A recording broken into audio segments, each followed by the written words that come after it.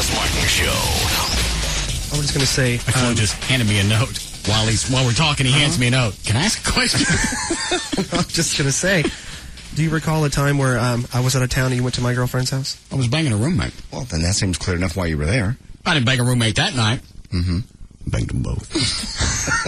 As I recall, I don't think she was there that night, though. Yeah, she was. She was on the couch. Oh, okay. All right. So I trust Russ. See? So trust me. You don't? How many years later, you're still wondering that question? You don't trust him? It's been sitting in your mind for how many years? I just kind of remembered it. You trust somebody, you let it go. You didn't trust him. No, I'm just trying to help Russ's point here. See? Close on my side. Now, had I not been banging her roommate, yes, then he would have had a reason to ask me what the hell I was doing over there. And he would have had a valid point. I told you what I was doing, and you know dang well you and her were having a hard time.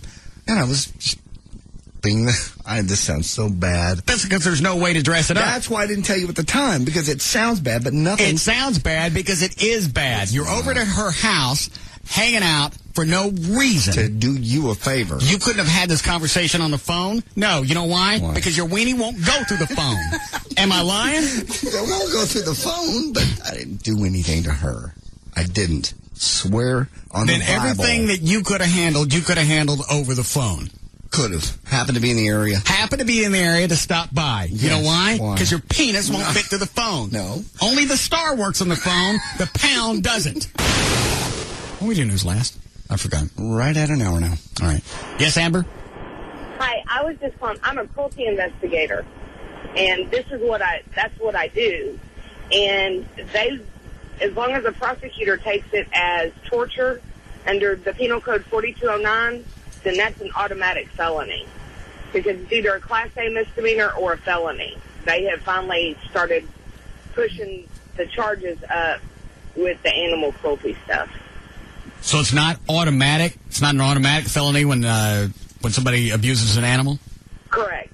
If they fail to provide necessary food, water, and shelter, then that's a Class A misdemeanor. Got it. Yeah, it's omission versus crimes of commission. Right. But then I've seen them where, people have stacked, Hold on a second. That's cool. Say that again. It's omission as opposed to crimes of commission. Yeah.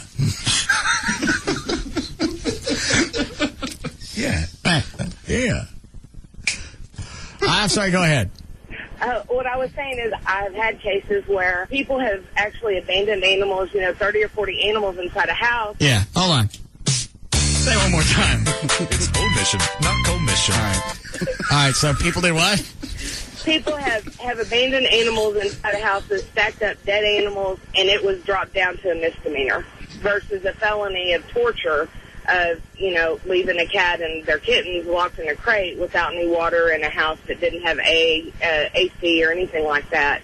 And so it's really up to the prosecutor as to how they want to push that, whether they want to go ahead and try to get them charged with a bigger charge. Unfortunately. Well, this one's going to be hard to escape because he did something. There was a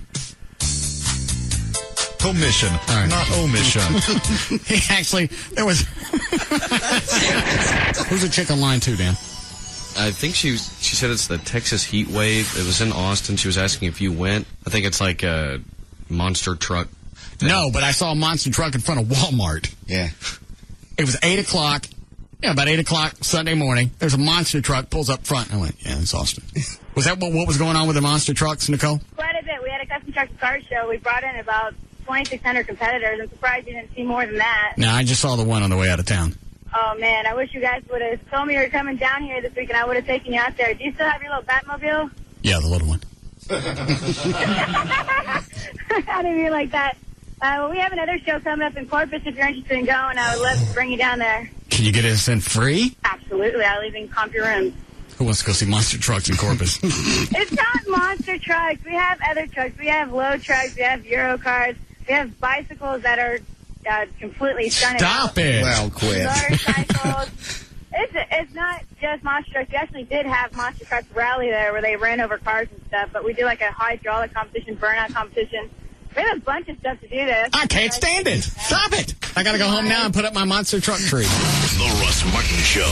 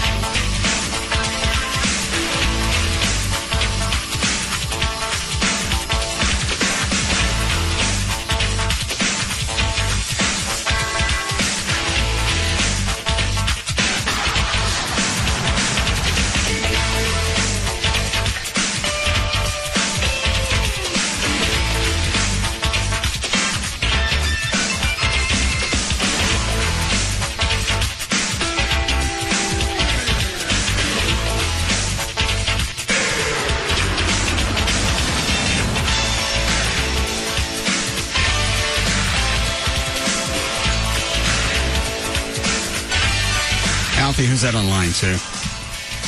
He says he took the pictures of Gavin's girlfriend, the one on her MySpace page. Yeah. And he says that he has more. What kind do you have, Brian? I had more of her that night with her, some of her friends, other people that were at the party. And there's pretty racy ones, too.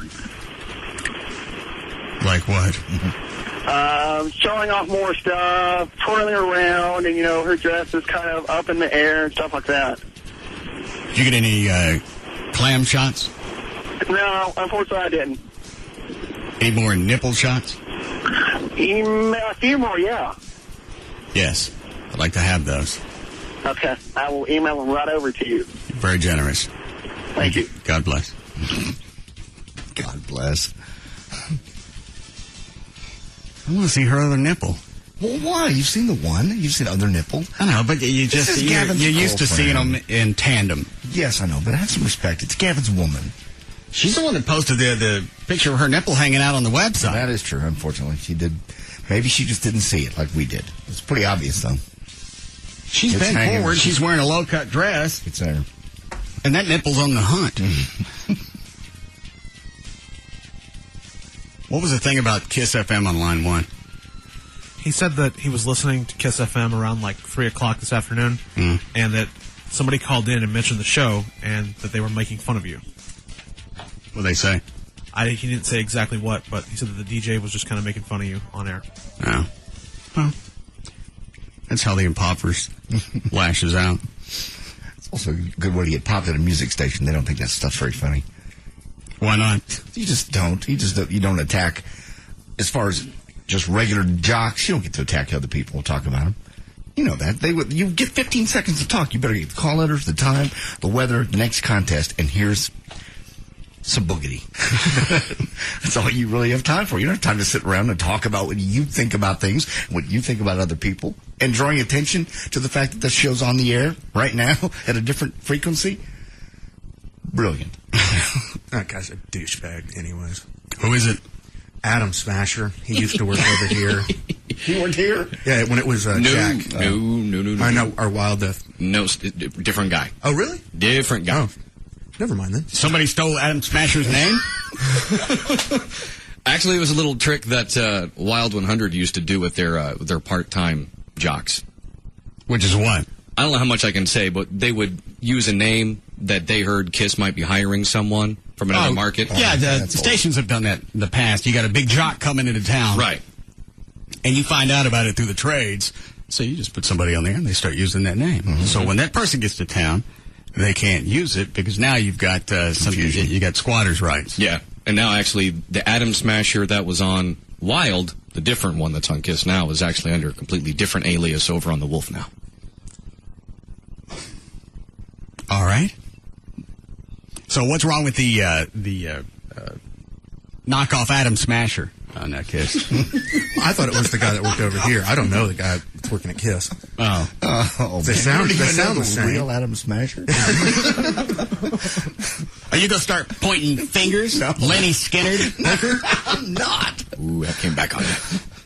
No, I thought Swore that was to me that it was some of the remaining members of Leonard Skinner, and I knew that most of them had died in that plane crash. And unless they're like lizards and they regenerate, there's no way there could have been anybody from Skinner in that band. And you had them fly in the room with their arms out, going, and they did it. That may be one of my favorite moments on this show in the past 6 years. So I started talking. Well, I thought maybe there was a Van Zant in the wood pile someplace. No. I was told by the promoter that's who it was. I didn't know, never heard it, didn't know there was a tribute band out there. Didn't have any idea. And don't even start with me and Steve from Blues Clues. It was 8 years ago. Let it go. Wow. Oh, like you weren't 2 seconds away from throwing it in my face. No, I forgot about it. Oh, yeah. The Lenny Skinner thing just happens to hang. The Steve was on the phone. Lenny Skinner came in. Yes, they did. And I knew at the onset I was screwed when I said, how many original members in the band? Oh, they all died in that plane crash. Did you hear about it? It was terrible. Didn't one of the guys that came in the studio say, "I went to one of their concerts once"? Yeah. I don't understand. There's a Leonard Skinner that still tours. There are a couple that survived the plane crash. So I could have been right. I just wasn't. Yeah, you typically have to have a Van Zandt as the last name. Jesus, all the rules. Yeah. I was told. You came up empty with your Van Zants. I was just told. I was telling you what I was told by the promoter. And obviously he got his way because he got him on the air. Did we actually promote where they were going to play? I'm not sure we did. Yeah, we did. Did we? Yeah. Mm-hmm. Okay. I got it all the way around. And their lead singer, they sounded fine, but their lead singer was a mongoloid. Yes, he couldn't figure out. You actually have to sing into the microphones in here. Well, singing over by the guitar player. I can hear the guitar player better over here. We can't hear you. But I need to hear. I need to hear the guitar player right here. But so I can sing along. Here's the tricky part of vocals. They have to be heard. Okay. All right. In 5. No. It was just about that bad. And then on the way out the door, I got Rob or somebody pushing him out the door, and the lead singer, who's the mongoloid, is still trying to do shout-outs. Yeah. Hey, hi to my bitches at Southern Junction. Can't remember what it was. And it's funny because about the time he got that out, I see Rob's hand come in from the backside of the door and pull his head out. Yeah, that was a mess. It was a mess, and you got me into it. No, please. I was doing what I thought was right. I thought they were. What happened to the pre-interview process where you go out and maybe ask them the questions I'm going to ask on the air?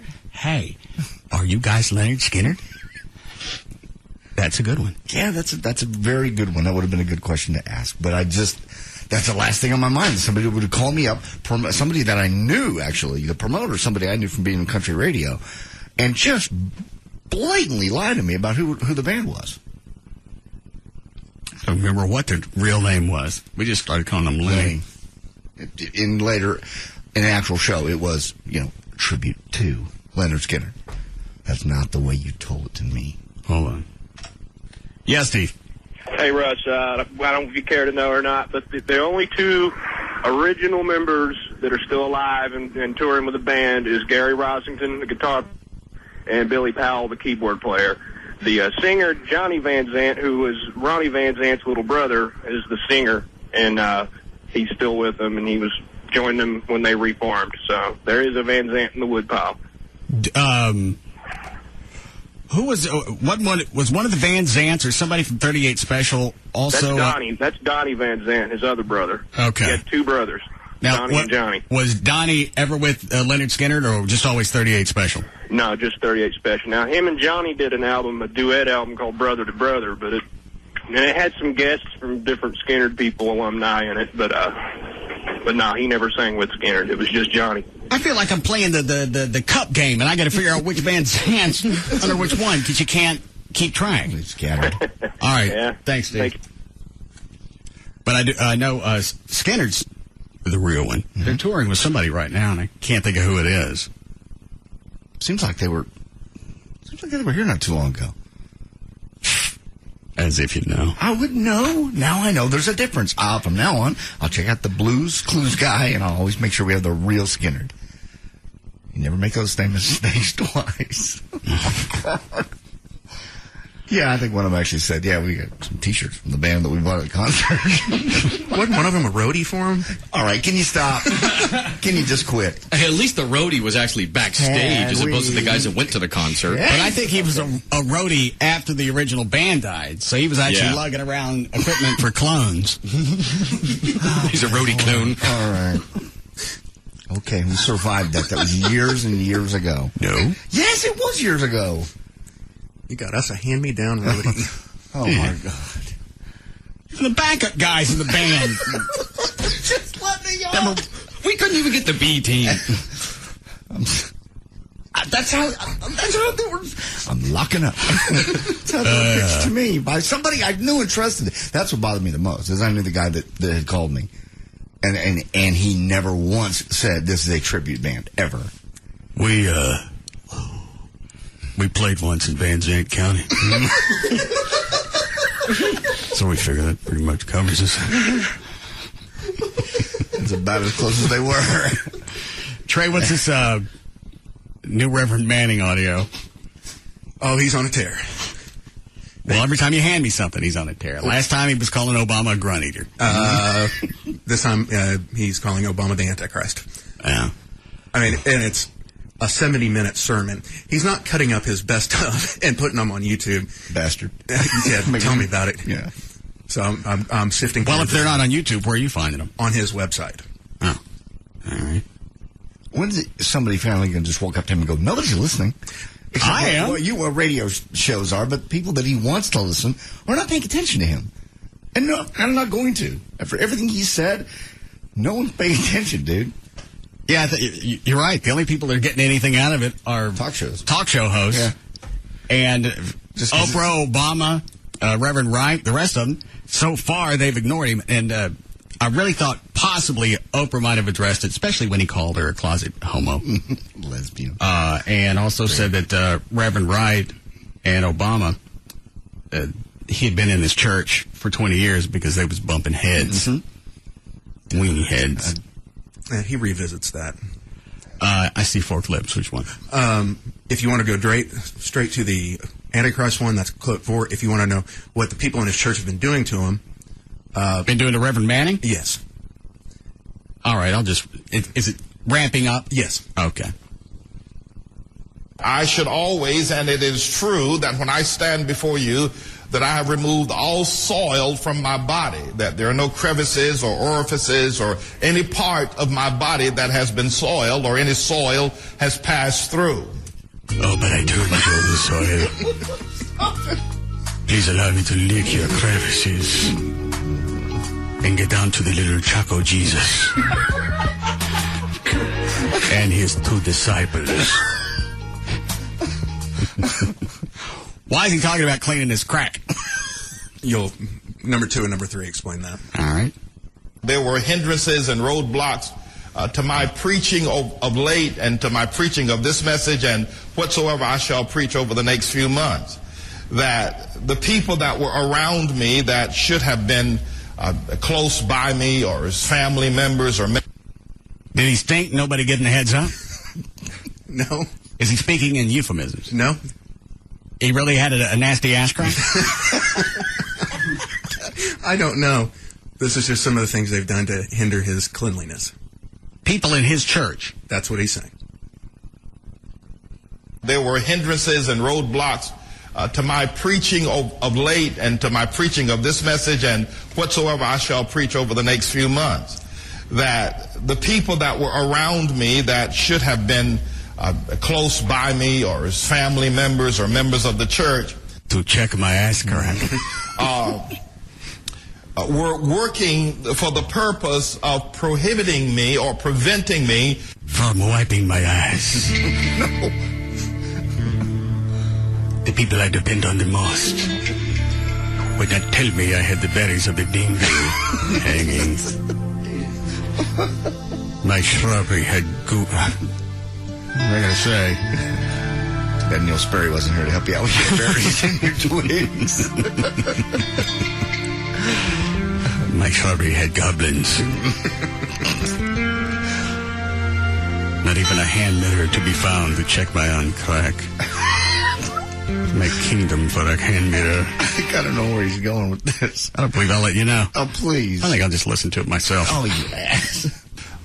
From preaching the message in terms of the general messages I have preached or taught lately and the one that I'm preaching today. He's a long-winded mother.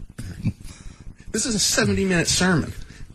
These elders and mothers put tar, soft and warm tar, along the path that I was scheduled to walk to get to the church. Now, I'm going to ask again, is he speaking in euphemisms, or do they really tar his walkway? From everything I can gather, they literally tarred his actual walkway. Physical tar on the walkway. Put tar, soft and warm tar, along the path that I was scheduled to walk. Oh, but my lover, that was not tar, but it was soft and warm, for it was fresh. Walk down the Dookie Way. To get to the church, even get to the place of preparation. All right, into that clip. Yes, you're reading it right. They gave him? That's what he said. All right. Looking at the title of the clip. Okay. And this may be, he may be speaking in euphemism, but he doesn't say what. And you watched almost the entire sermon, so. Yes. Is it not all as entertaining as the other stuff we've heard? It's just long. Rambling. Yeah, I mean, he just kind of goes in and out of the good stuff. Okay. When I got there, I asked the waiters and the attendants at the place where I was to clean myself before entering into the Holy of Holies to preach the Word of God, for towels and for washcloths to be able to wash myself down. These mothers of the church, these elders of the church, and these brothers and sisters of the church in unity. I like the fact his congregation's turning on him. I was going to say, if people are lining your path with tar, they probably don't want you to get where you're going. As waiters. We about to catch us a big fly. The church in unity. As waiters, the elders that should have been preparing the way for me gave me dirty diapers where the baby had done number 2 in them and told me to use that diaper to wash my face and to wash my hands in. Well, can you imagine my getting ready to serve you the Word of God, and the Sacred Order of Mary Magdalene would give me a diaper that had a baby's doo-doo in and said, wash your hands and wash your face and wash your mouth, and that as you prepare to serve the people of the Lord. What is your fear? Nobody will notice. All right. Last one. Now, does he stay on the fact that his congregation's giving him grunt bags? Or did he go off? Then he basically goes, and this is why they're wanting me not to preach this message, and here we go. All right. Let us assume for the moment that presidential candidate Barack Hussein Obama is the Antichrist. Let us assume for just a moment, and this is only an assumption, mind you. I believe that I will be teaching this for some time. But this is only assumption. But let us assume that he is the Antichrist. Oh, Reverend. Soup's on. Do you hear his whole congregation gasp when he says that the first time? No. Let us assume... On this clip? Yeah. All right. Not just listen to it. How we doing, Chloe? All right. Let us assume for the moment that presidential candidate Barack Hussein Obama is the Antichrist. Let us assume... He really gasped. I think somebody laughed. And he said, let's assume. You can get away with a lot of stuff if you say, in my opinion, or let us assume, or let's play out some type of theoretical situation where Obama is a grunt eater. I've seen the man sit on cats. No. No, Reverend. Not black cats. No. Why? Professional cooks. All right. Barack Hussein Obama is the Antichrist. Let us assume for just a moment, and this is only an assumption, mind you. I believe that I will be teaching this for some time. Let us also assume that he screws midget wrestlers. Yes? Just assume. And let's also assume he's an Asian she-male. Thank you. But this is only assumption, but let us assume that he's a camel spider with a sports coat. If we could assume that. Is the Antichrist. That according to what the scriptures teach, we assume he fingers puppies. He very well may not be, but according to what theologians have interpreted the understanding of the Antichrist to be in the days in which he is to arrive, let us assume that he screws one-eyed women and blows in their empty socket.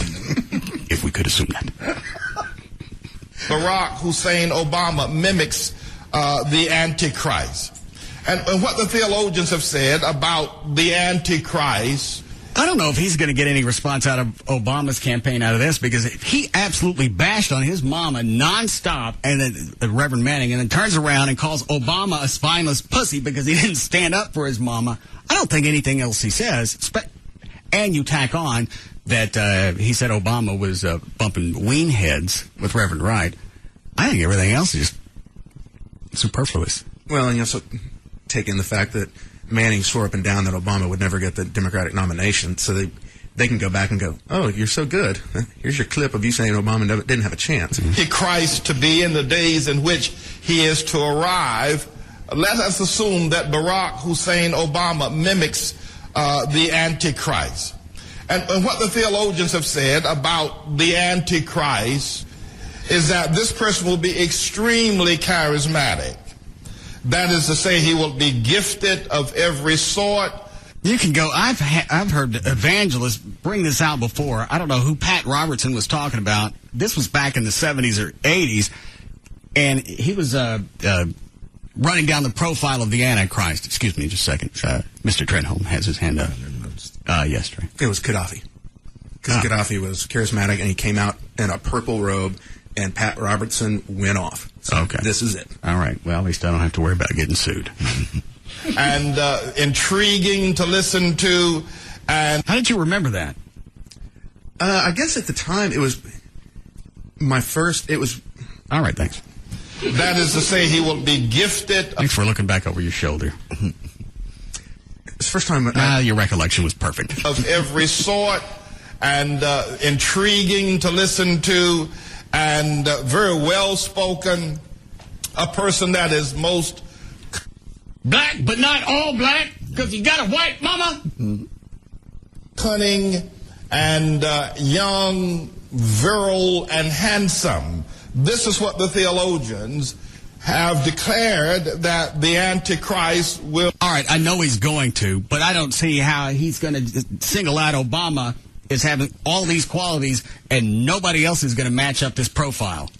And Obama's, obviously, he's going to have to be the leader of the Antichrist. Sure.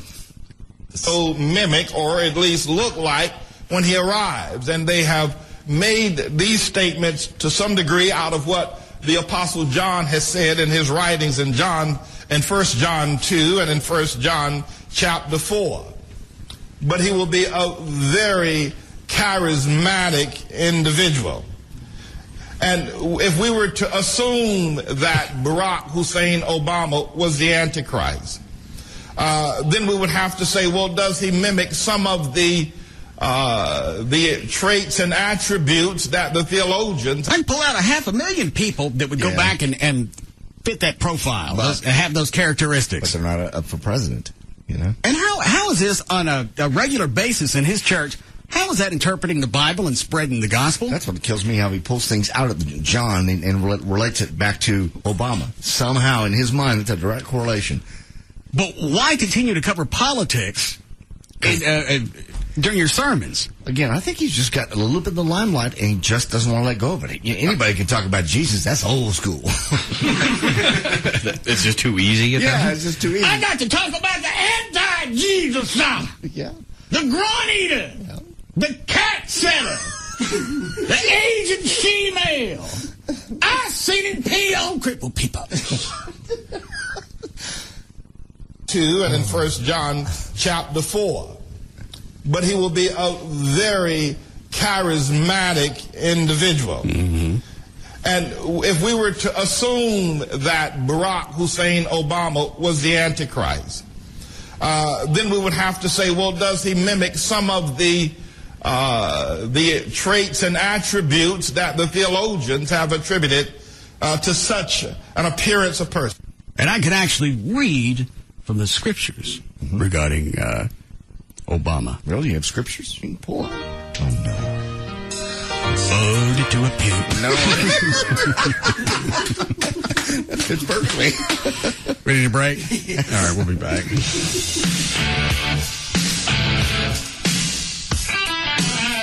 We'll be back to the Russ Martin Show.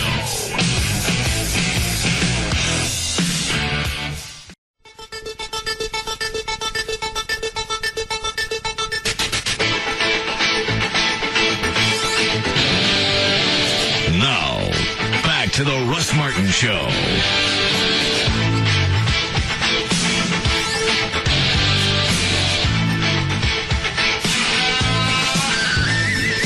Traffic. Miss Lightfoot? Mr. Martin? What do we got? Geico and sleep experts, and not a whole lot else. A few things in North Richland Hills on westbound 820 at Ruth Snow. There's a wreck. It's off to the right shoulder now and backed up to Precinct Line Road, and eastbound North Loop 820 is slow as well. In Richardson on 75 southbound past 190, there's a wreck in the HOV lane, and in Arlington, there's still road work blocking that ramp from eastbound I-30 to Collins. They say that'll be blocked until around 7 o'clock tonight. I'm Gail Lightfoot on the Russ Martin Show. Thanks, Gail. 70 for the overnight low tonight. There may be some storms tomorrow afternoon, scattered. 91 should be the high. It's 85 now at Live 105.3. Are they more close? Yes, Gavin. Hey, I wanted to tell you I got a call from someone claiming to be. Remember talking about that auto repair place yesterday? They were talking about threatening legal action against us for us talking about it yesterday. Legal action for what? I never said what the name of the company was. I know you didn't. They just said that there was enough assumptions involved that they felt as though they'd have a legal ground. There were no assumptions. None. We were talking about auto repair work. Trey brought up a incident he had having brake work done. We never said anything else. No location, no other identifying factors. I'm not disagreeing with you. They thought there were enough identifying factors that I think they just wanted to threaten us in some way, somehow. What'd you tell them? I told them to blow me.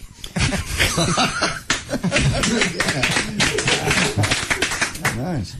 I was nice about it, though.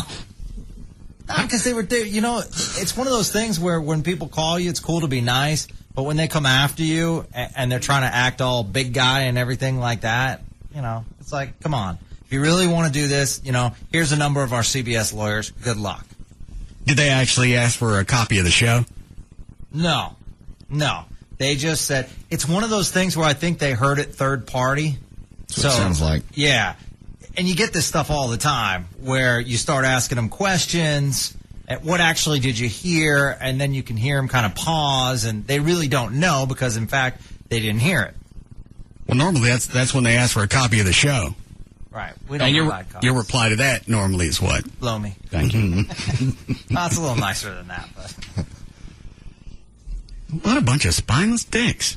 I can tell you exactly what happened. One of the employees or manager or somebody heard us just dancing around. Well, we never even got close to the name of the place. We had somebody call yesterday and claim on the air that they were one of the service techs. Okay. Well, then that goes up. He never really even defended. No, he didn't. Their side of it. I still don't know where he was going with the phone call. Yeah, we do it, but everybody does it. He was calling to bag on some insurance tech called earlier. Appraiser. Mm-hmm. He can't tell you what kind of brake problems you got over the phone. Well, but he probably goes out and looks at them. No, he's telling us of instances where he's found problems, and they've gone back and done research and found out it's the same company. So how is that defending anybody? That's not. What are you really going to say? Well, we're trying better. Again, they went to somebody's manager, and they went to a regional manager, and regional manager said, well, there again, handle this, and he called legal. If it was really somebody from that company. Even if, yeah. They really want to get pissy. I can let the name slip out. It's real easy. Yeah. Or I can just go to the website and read all the postings from other people that had problems with that company. Yep. What is it, Trey?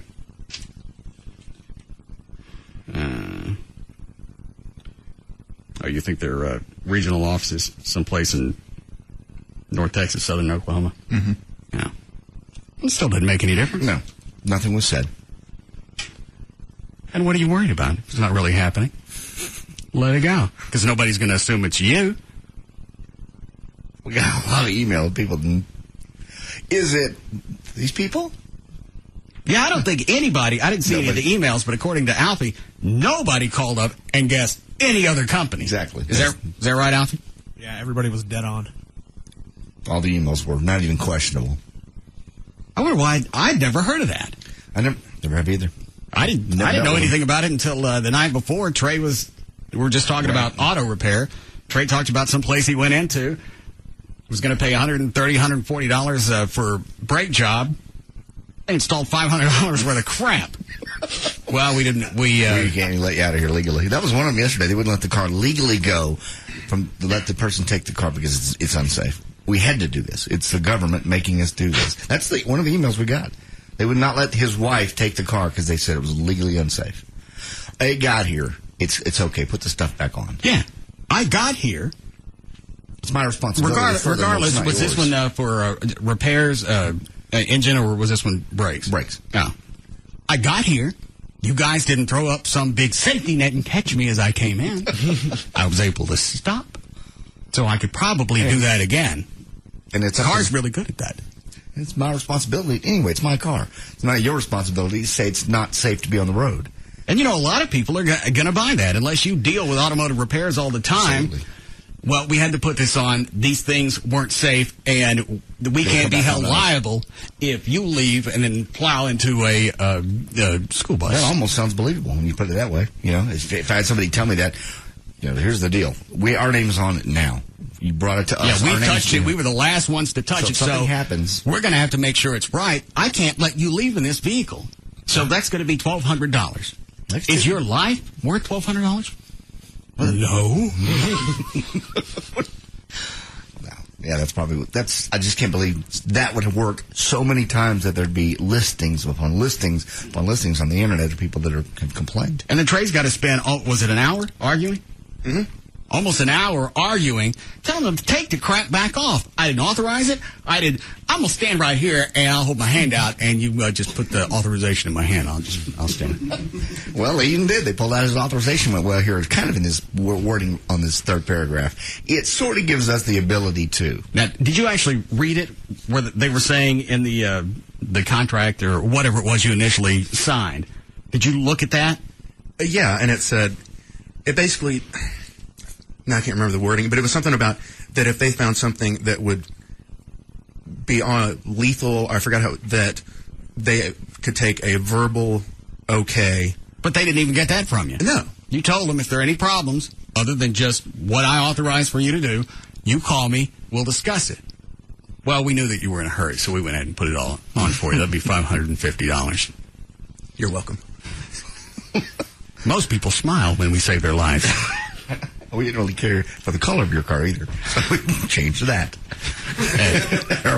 Yeah, the color was silver. We thought that was quite dangerous, so we painted it. And you'll also see a new leather interior. In fact, it's not even your car. That'll be $23,000. Here we go. Is it Ahmed? Yeah, it's Hamid. How you doing, man? Good. Go ahead. Yeah, I was listening yesterday, and I've been thinking which, company it was, because I actually went there and for just a basic, brake pad change. Right. And the guy told me that my rotors were out, that I had to, pay like $400 or $500 to change it. That, I mean, he sounded like my brakes soon last for the next 2 hours. And it's been over a year, and I'm still driving it, no problem. Never had any, accidents, that's, caused by me not changing that. So, but I know which company is it, and it's the so-called specialist. It pisses me off when they call them specialists, and try to just rip people off, I'll go back and I'll drive my car in there on fire.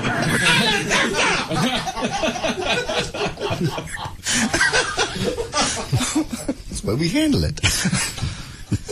Capitalistic pig. I don't know if you noticed, they don't have a better business bureau.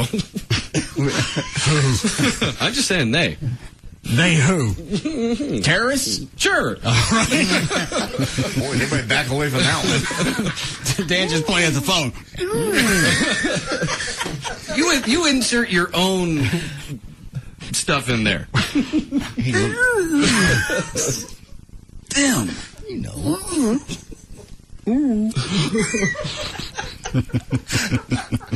I just really don't know how, when you Google that company's name and you get the amount of listings that you get, how they would even threaten legal action. I don't know. I didn't even. Have you ever checked the Better Business Bureau for their status? If I say it'll identify the company. Well, you can say if it sucked or not. They got kicked out of one. Oh, okay. Well, that's bad. Yeah, that's real bad. Well, but how many people actually go to the BBB and check on anything? Most I don't. People don't. I don't. Even if it's something that is you see the important TV, as cars. you see the TV spots, whatever. You go in.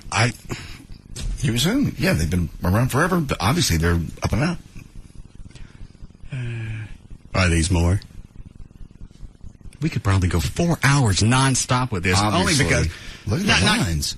Not just because people have stories, but they can all empathize with getting dicked around and not knowing what the hell you're doing. Well, and you feel like a fool. You got no clue. No.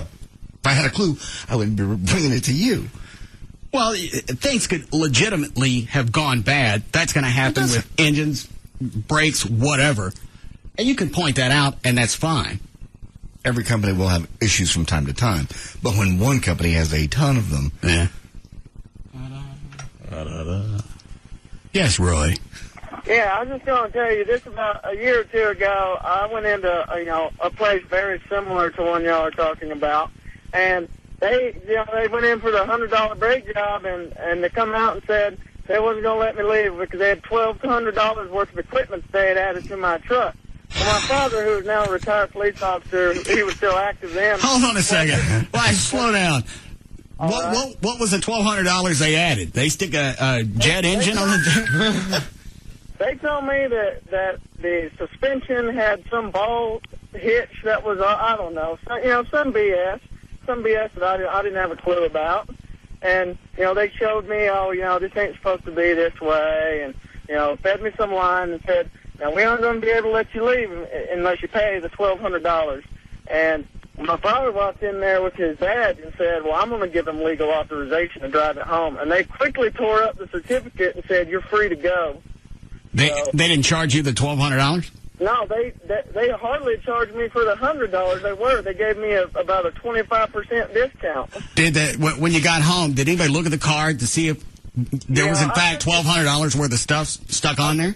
I took it to my father's, his mechanic, and he said they were totally dicking you guys around. He said, there ain't no problem like that. It's total BS. And you didn't sign any authorization or give them anything verbally before you left it with them? Not at all. I dropped my keys off, said I needed my brakes fixed, and they fixed it all right. They gave me the fix, is what they gave me. All right, thanks. Maybe that's a loophole for some of them. You take it in and go, hey, fix my engine, fix the drivetrain, transmission, fix the brakes. They can come back. Well, you told us to fix it. I've never taken any place that they didn't say, we will call you with a specific number of what it's going to cost before we do any work. Yeah, what if I don't have $1,200? Right. Well, you don't have a car. When you get it, come back. It'll be here waiting for you. We might even add some more stuff to it while it's here. The longer you leave it here, the more we're going to do to it. So, if you can afford it, let it sit here for a while. We get storage fees, too. We'll get out the acetylene torch. We'll stick some wings on it. To go with the jet engine we put in the trunk. You like school bus yellow? You ever driven a Lincoln? I want to take any more of those, Alfie. Are they all the same thing? It's all the same thing, but you might want to take line 3. He says that there's something against them going in Houston right now. Yeah. That might be too identifiable. I'll take another one. Yes, Dustin. Yes, sir. I took my vehicle to the particular place in question, and it was my car at the time was about maybe a year and a half old. I just dropped it off and said, I guess I need some brake pads, whatever. I dropped it off, got a ride, left. They called me later and said, well, there's substantial damage. You need to come back and take a look at this. And I get up there. They said it's going to be about $600 to fix this and that. And the drums were scored or what. I don't know exactly what it was. Anyhow, the guy was not going to let me leave. he was like, "Are you calling?" He was arguing with me, and I was like, "Look, I'm not paying for it. Does this happen often with brand new Honda Civics that they have $600 brake problems a year after?" And he's like, "Well, I don't know." Da, da, da, da. Anyhow, he wasn't going to put my wheels and tires back on. I had to argue with the guy, and he's telling me, "Are you calling me a liar? You think I'm?" Yeah, I had to threaten to call the Better Business Bureau just to get your car put back together. Just for him to put my car back together, I had to threaten to call the Better Business Bureau. Well, what do they care? Trey said he got kicked out. Yeah, you go ahead and call it. I have no idea. They don't like I us. took it elsewhere that same day, and it cost me less than $100 to get my brakes changed altogether. So I don't get how anybody's going to stand there and argue with you and say, we're not going to put this back together. We've already taken it apart. We got money invested in this. I'm not just going to put it back together and let you drive out of here. In fact, we're going to pull your car out onto the concrete and throw your wheels out there. You can stick it on yourself. We're busy.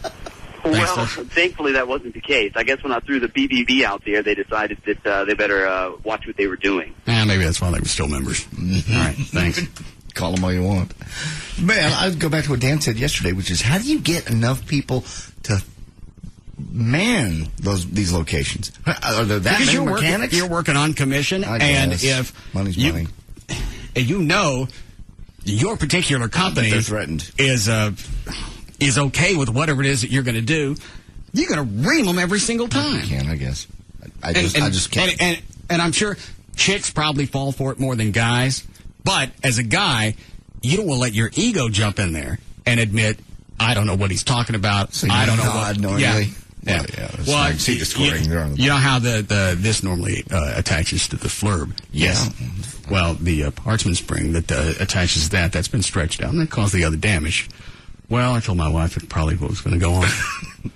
And so you eat it because you don't want to look like a fool. Yeah, that's true. Never thought of that angle altogether. I don't mind. The fact that Trey had to argue with him to take the crap off, put his car back together, that's still astounding. Hey, come to think of it, the guy did get testy with me. Well, you're screaming at him in his lobby. The man's got a business. That was after. After what? I mean, he got testy first. I think he wanted to see how far he could push me, and I'll be happy to fight. But I don't get why they think that, just arguing with somebody. Wow, that's going to foster repeat business. It probably won't. He's just worried about getting that money right now. A lot of people don't like conflict. And we'll just go, you know what? I'm never coming here again, but just button it up and here's your cash. I'll bet you at least 50% of the time. And I'm sure some of them threaten, we'll throw a mechanic's lien on it. Yeah. You owe us this cash, you're not going to pay us. Either we're going to throw a lien on it, or you're never going to see your car again. That's up to you. See, I would think... But right now, in the back, Leonard is firing up the acetylene torch. What, Dan? I know this may seem extreme, but I'm curious. In some of the situations we've heard about, or even in Trey's situation, where the places, any place really that might do this, they say, well, we can't let this car leave unless you pay this amount that we've already done. And if you go back and forth for an hour, yeah, you can threaten to call the Better Business Bureau. But couldn't you call the cops and throw fraud on them? That's going to be more of a civil action. So then if, again, I'm just guessing because I only had an auto shop for 2 weeks now, and we haven't tried this technique yet. But I'm going to guess in the long run, really, it's all going to be a civil matter because you brought it in, and now it's going to be a he said thing, and somebody's going to have to decide that. And I don't know if the cops do that. And that's why I was thinking... Hopefully in Plano they don't. What, Dan? I was going to say, I that's why I said I think it's an extreme, and it would be that type of scenario. But if I've been going back and forth like Trey did for an hour, and the person's threatening to keep my car if I don't pay them the $1,200, I'll say, fine, I'm just going to call the police and tell them you stole my car. Well, they're going to have a document that you sign saying, you at least sign the document didn't say you can keep the car. No, but you have Yeah, that's true. Normally, when you leave a car with somebody, normally you get to take it back. I know. The cops are going to do exactly what you said, Russ. They're going to show up. They're going to go, this is a civil matter. There's really no law been broken here. It's a he said. Yeah, but at least if it were to happen, at least they would show up. Yeah. I'd draw a trowel in the lobby and start making mountains. That, too, would be civil. I'm going to turn this place into scat world until I get my Honda back. Take the car. Just take the car. Do you like sandcastles? We'd rather you had. Do you like sculptures? Drive away. Because I've had the runs for a few days. I can't make anything tall.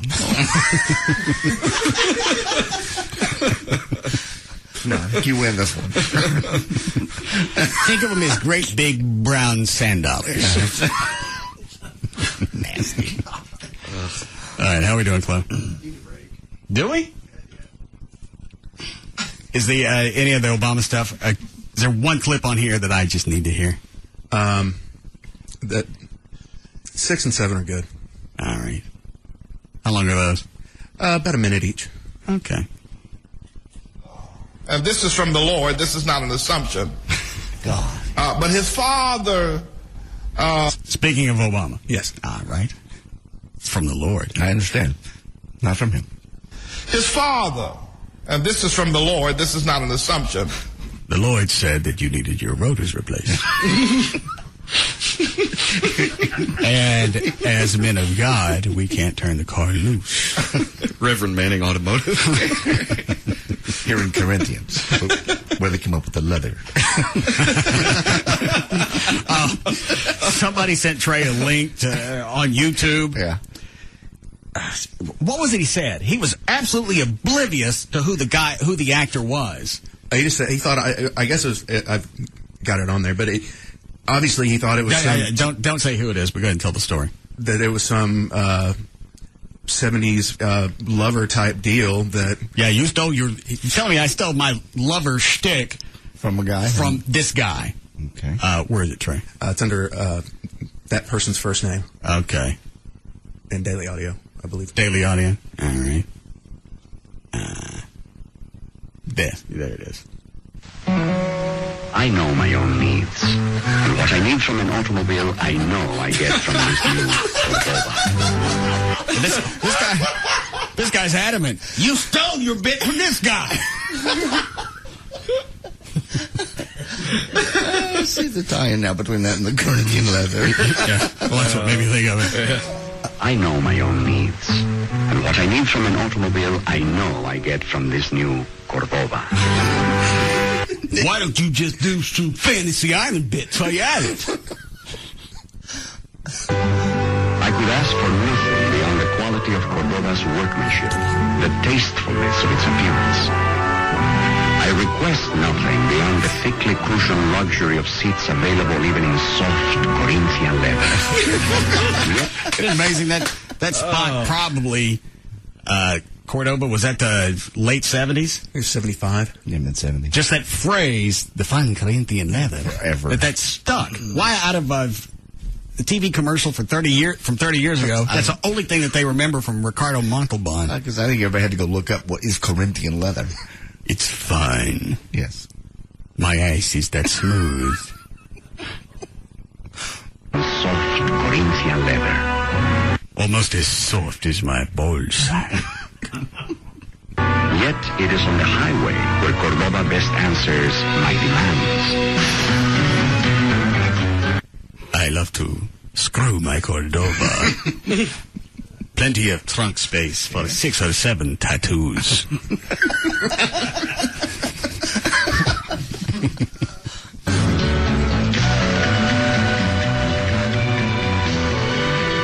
Is the rest of it just a video?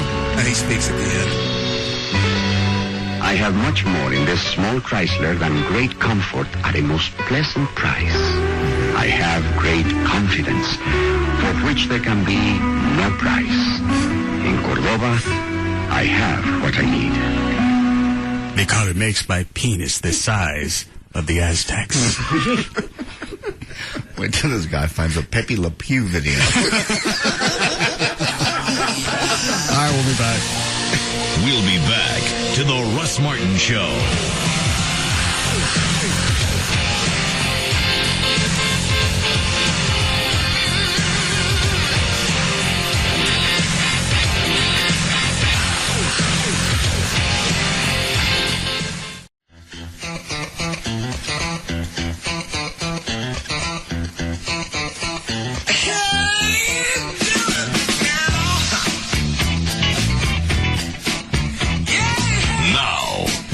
To the Russ Martin Show.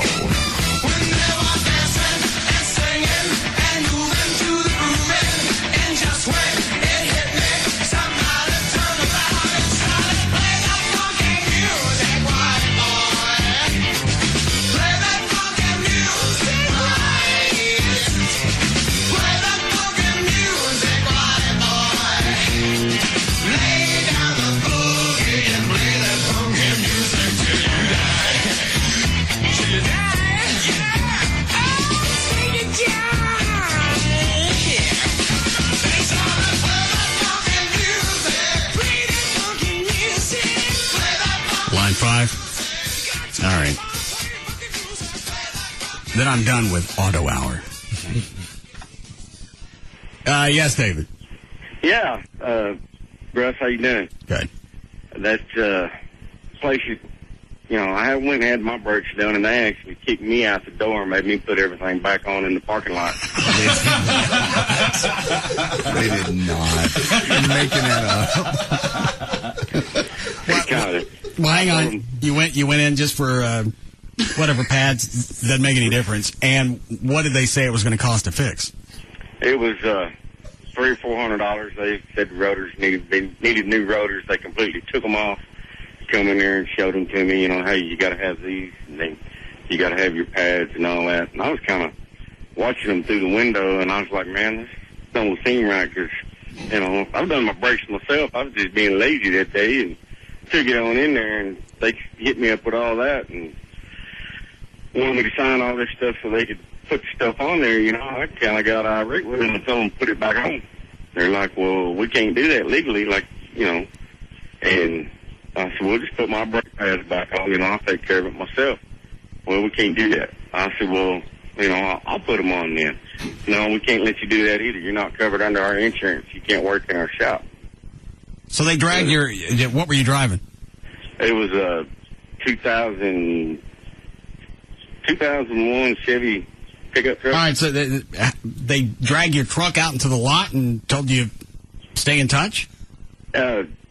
Kicked it out in the parking lot and throwed my rotors in the parking lot and set the hubs down on 2 2x4s and said, good luck.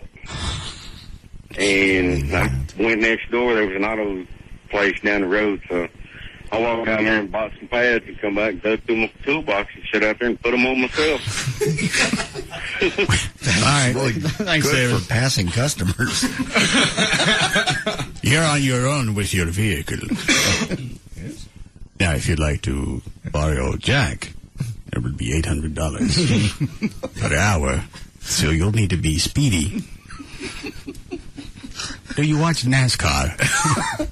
Yeah, I can see him driving up to get my stuff done. I go, there's a guy changing his own pads in the parking lot. Well, if they had his rotors and everything off, how'd they get his truck back out into the parking lot? How'd they get it moved?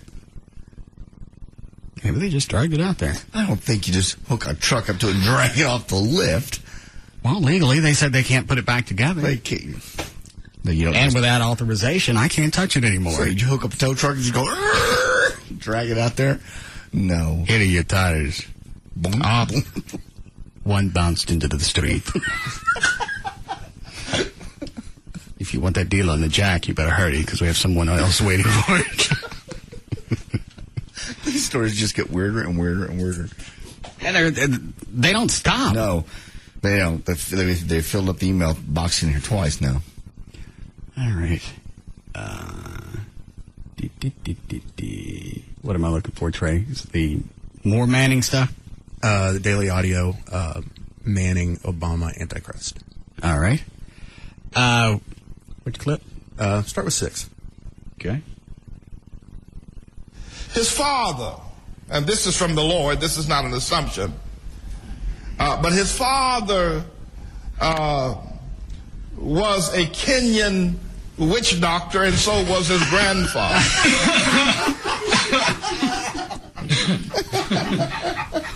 Witch doctor. Anyone that thinks that whatever you throw out when you do Manning as being absurd, all of a sudden it just puts that right into perspective. Yeah, I'm tired of living in his shadow. I'm always upstaged with him. His daddy and his granddaddy were both witch doctors. Little sunken heads in the doo-doo dolls.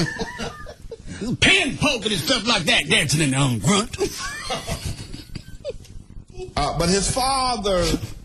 I got to start at the beginning because, again, this is something that was handed down to him. By God. This came straight from God, whose name is Earl. He sure is talkative. Yeah, somebody like it, but God, shut up! Earl? His father, and this is from the Lord, this is not an assumption. Damn. And I'd like to make sure somebody writes that down when we end up in court. These aren't my words, these are God's words. You want to sue somebody, you sue Earl. Take it. Earl of court. But his father was a Kenyan witch doctor, and so was his grandfather. We know that his mother, and this is from the Lord, was a trashy harlot, a trashy woman. However, this man born of this witch doctor and this trashy white woman... How in the hell? God told him to say it. God didn't say anything about his mother being a trashy whore. It doesn't have to be from the scriptures. Oh, my God. I'd like to think if I was in Obama's situation, or if weirdly he came after me, that I would have it in me to be the bigger person and ignore it, but after so much, I would just have to go up there and just beat the crap out of him. Yeah. There'd be no reason not to. Road. And when you end up in court, all you got to do is take all this audio, play it for the jury, and then they're going to wail on Manning. Witch doctor. It's all from the scriptures. It's not from the scriptures. Nowhere in I'll read something else from the scriptures about Obama. Okay. Barack Hussein Obama. Yeah. Ode to a pimp. was educated in the best schools in America and have excelled above all of his teachers. It is feared that this person about which we speak, that we've made the assumption of whether he is the Antichrist or not. You made the assumption. It is feared that he cannot be stopped by men. And so as a result, we will have to drive a stake through his heart. Also dig up his dead daddy and his grandpa and pound a stake through their hearts as well. Let's see. Only solution. Each day we watch more and more Kolchak the Night Stalker. We realize that's the only way to kill Obama. Because he's the Antichrist. This is almost a Saturday Night Live. I mean, it's actually would be a really good Saturday Night Live bit. Yeah. That we've made the assumption of whether he is the Antichrist or not.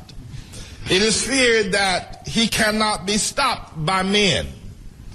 And each day we watch more and more as what has been... Dan's right. At a certain point, I don't care what type of political suicide it would be. If I was Obama, I'd go in there and beat his ass with that pulpit. No. And if you let him win. No. Yeah. And Russ, if you were Obama and I was on your campaign staff, I would actually tell you, go kick his ass. Because that would do more for you in clinching the presidential nomination and actually becoming president than anything else. Man stand up for his mama, he stand up for his country.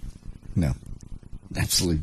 You're both. I know that's the macho thing to say, but you know that's somebody absurd. gets on the airwaves and bashes on one of my dogs. I'm going to drag his ass around the pulpit. That's you. I'm going to swing him around by the feet and let him get a nice, good look at all the walls. You're not running for president. You can't do that. Why give more attention to this bozo? Let him win. That's what he wants. He wants Obama to show up there with his cops and his dog and pony show. Yeah, but he wouldn't expect him to actually throw down on him and beat his ass in front of his congregation. He would love that's it. presidential. The look on his face would be a moment. Amex card moment. Because Manning would think he just came to chit-chat. Yeah. I guess. Oh, I see he's finally here to stand up for his mama. Yeah. What you gonna do? Let go of my feet. I've seen this wall.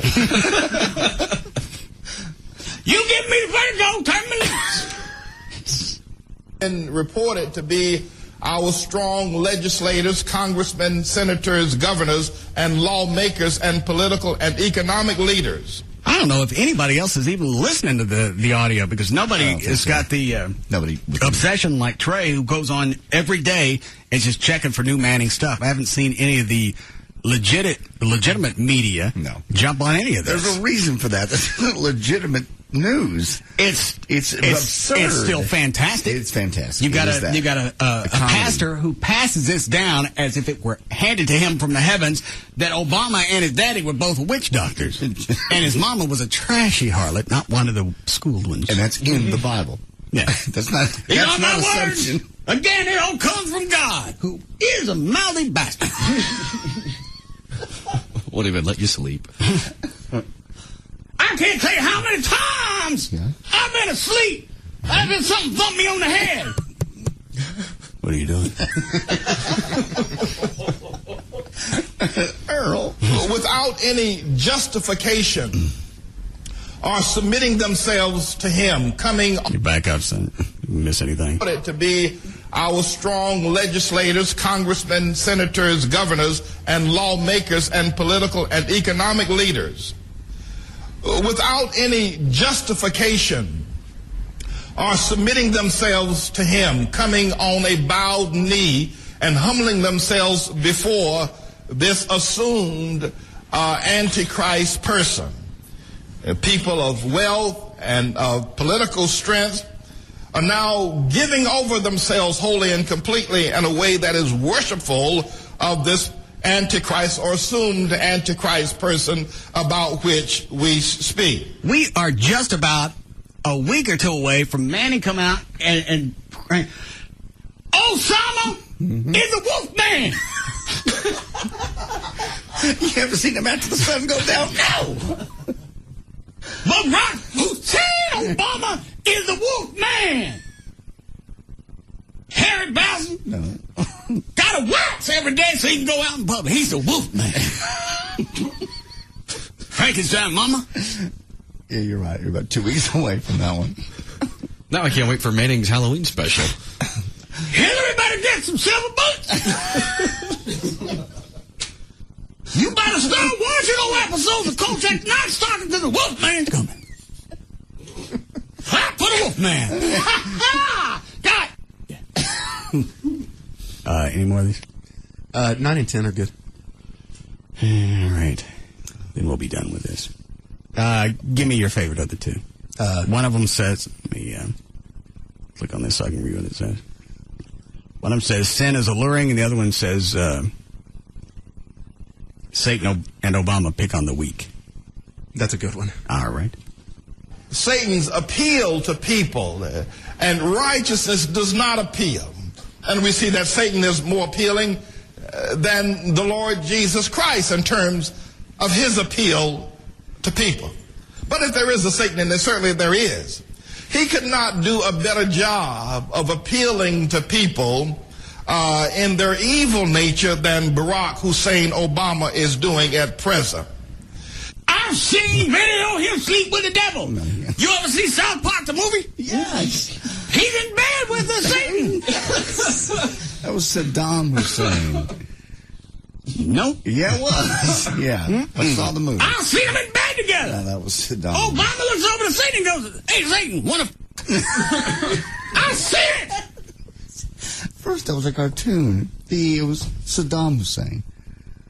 No. The other thing about whether he is or not and making this assumption, this is not a part of what the theologians have said about what will happen at the appearing of the Antichrist in the final days or in the days in which he will make his manifest. What this person in Barack Hussein Obama has done... I'm sorry to get bored. Does he pick it up here in a second? It's a good ending. All right. Should I jump ahead to the last 30 seconds? You can. All right. For strongest, it attack you where you are weakest. It doesn't take you on in your where you have the largest ability to defeat him or it. No, he'll wait till the full moon. And then he comes. The only way to defeat yourself is to get yourself an epilating when he starts coming at you. Or you better have a pocket full of treats.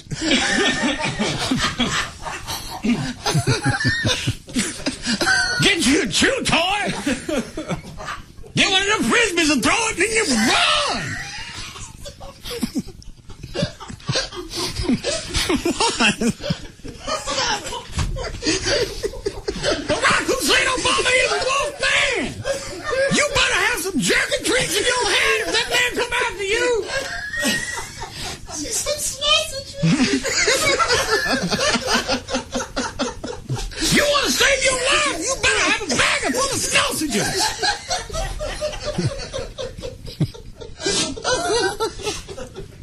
I tricked him one time. I just looked at him and said, "Go outside," and then I ran.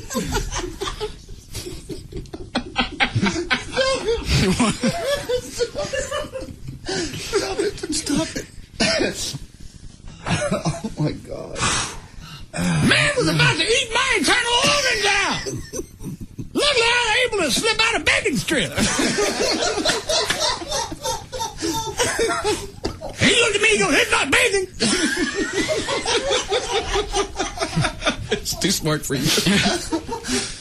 I got a nose. I know it ain't bathing. I can't read. But it ain't. Oh my God. I can't wait to write this down for best of. Werewolf Obama. Your weakest character positions. And this Antichrist that we're speaking of has appealed to the weakest of our society. He has wed himself with the anti-God people of our society, mainly liberal, left-wing, white, and young people. That's not that good of a finish. The Wolfman thing was better. I can't talk the Wolfman. All right, what about Sin is Alluring? That was the other one that... It's kind of redundant. Oh, all right. What's the matter, John? Just get a Frisbee, throw it, and run. You better run! Pray somebody rings the doorbell. I don't get it. Dogs go running to the door when someone rings the doorbell. I don't get it. Go back to Frisbee Trey. Do you get it, John? No. We don't get it. Explain it to us. You even said when you're looking for the dogs, you ring your doorbell. So? Because they come running. Well, you don't want to call him to you. That's why I said pray someone rings the doorbell. Oh, I get it. Can somebody fake a laugh? You're out. Dan's right. You should have stuck with a Frisbee. Get you one of them two Frisbees and throw that bitch! You better hope it ain't a day when he's sick, because you better have some sign diet. Oh, my God. Do we need a break? All right. Somebody says you need to quit quit teasing us with the ode to the pimp. Please do it again. And can you put a copy of it on your website? I think you've started it a couple times today. I read it a few times yesterday. It was late in the show, and I don't think did you ever get all the way through it? Yeah. No, we got to the green car a couple times. That's as far as I can remember. I tried writing a couple more today, and I didn't get too far. Yesterday was great. Well, I'll do these quick ones, and then I'll finish with the one from yesterday. Another ode to a pimp. To everything there is a season, and a time to praise my pimp. God. A time for his Cadillac horn. A time to get slapped cross-eyed. A time to buy implants, and a time to go deep on a John whose dong is slanted. For a pimp, there's always time to kill. A time to knock out my grill. A time to go down, and a time to spit up. A time to beat, and for him a time to laugh. A time to warn, and a time to dance on my head. That's as far as I got on that one. That's good. Another ode to a pimp. Another one. To have or not to have a pimp. Oh, God. Hamlet. It's the classic wig. What? That's Shakespeare. Is it? Oh, is that that clip you sent me yesterday, Dan? Yes. I can't believe you had never seen that. No. What movie is that from? It's from I'm Gonna Get You, Sucker. Has anybody else heard this? I've never heard it, never seen the movie. It's a blaxploitation spoof movie.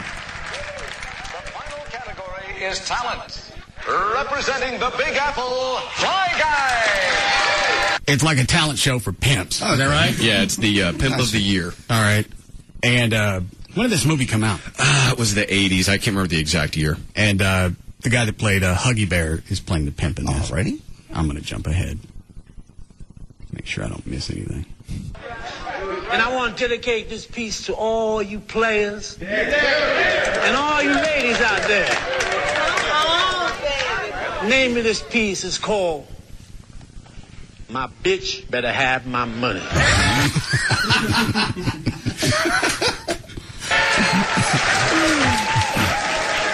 My bitch better have my money. Through rain, sun, sleet or snow. It was a Shakespeare. My hoe better have my money. I'm telling you, that boy's a genius. Not half, not some, but all my cash. Because if she don't, I'm gonna put my foot dead in her ass.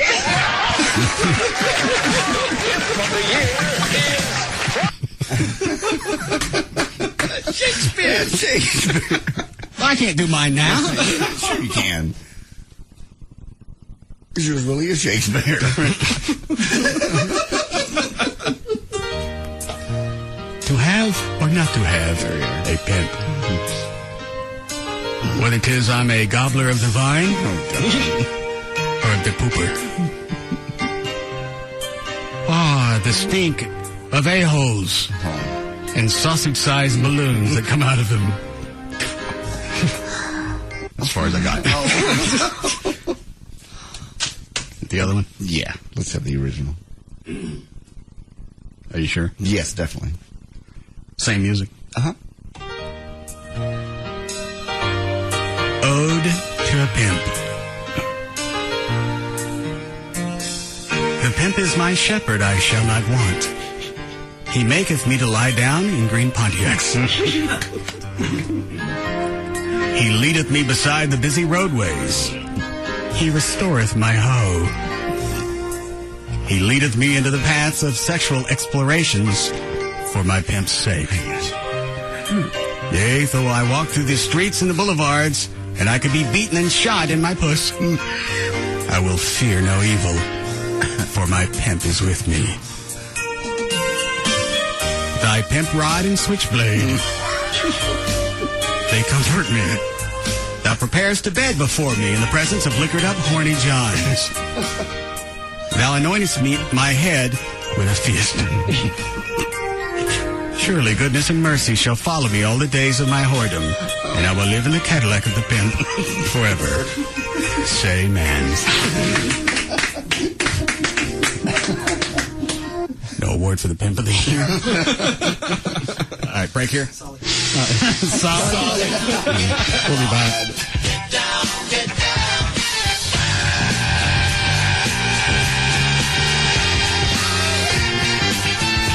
We'll be back to the Russ Martin Show. Get it. Feel the funk, yo. Let it flow.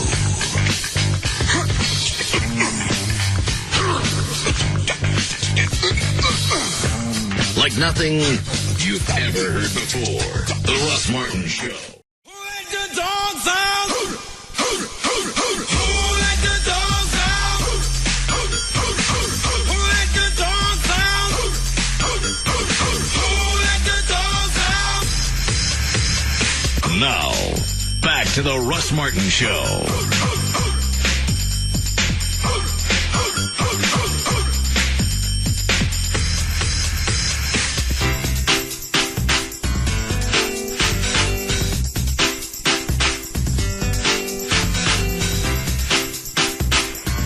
Hi, Gail.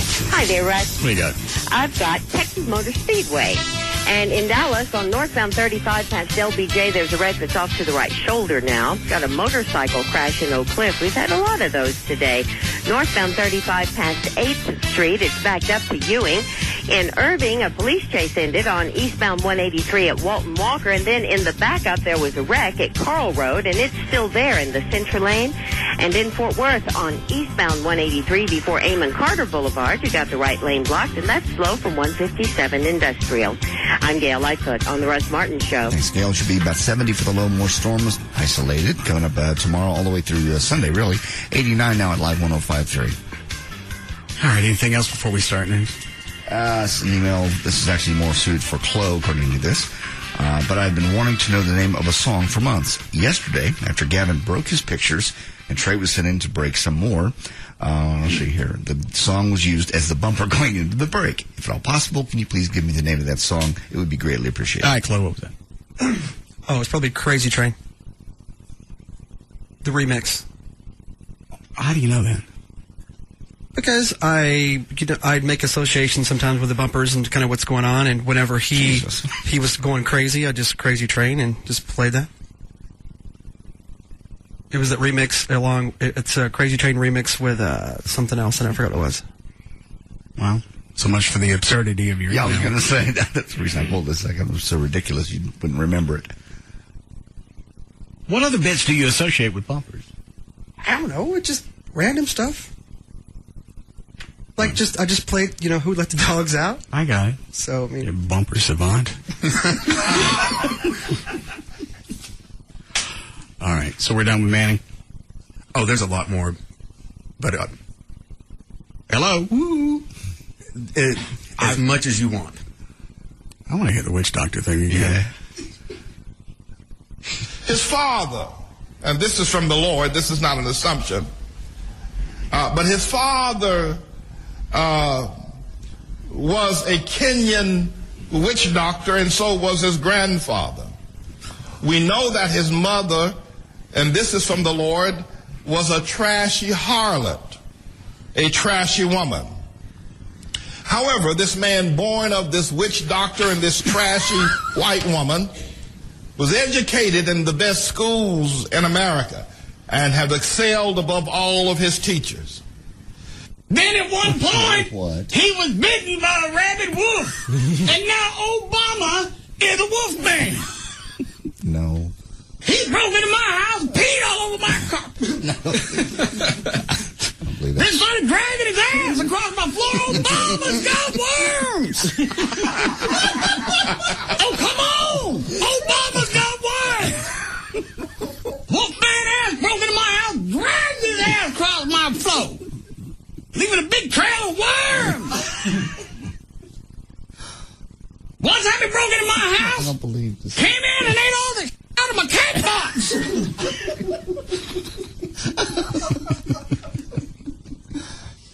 And this is not an assumption. This is the word of the Lord. I know. None of this comes from me. All this comes straight from God. Now, I saw it when he broke into my house and ate all this out of my cat box. That part's from you then, okay. I was there the day he dragging his ass across my floor. Okay. Obama got worms. Before you put him in the White House, you better get him some heart dog.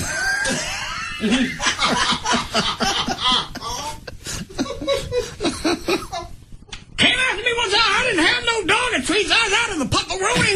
Oh, no. On the gravy train. He just said, fine, I'll get me some nipples and... nipples and... nipples. I'm going to get me some nipples and... Don't even see any. They chasing me around my house. I don't believe any of this really. Obama got worms!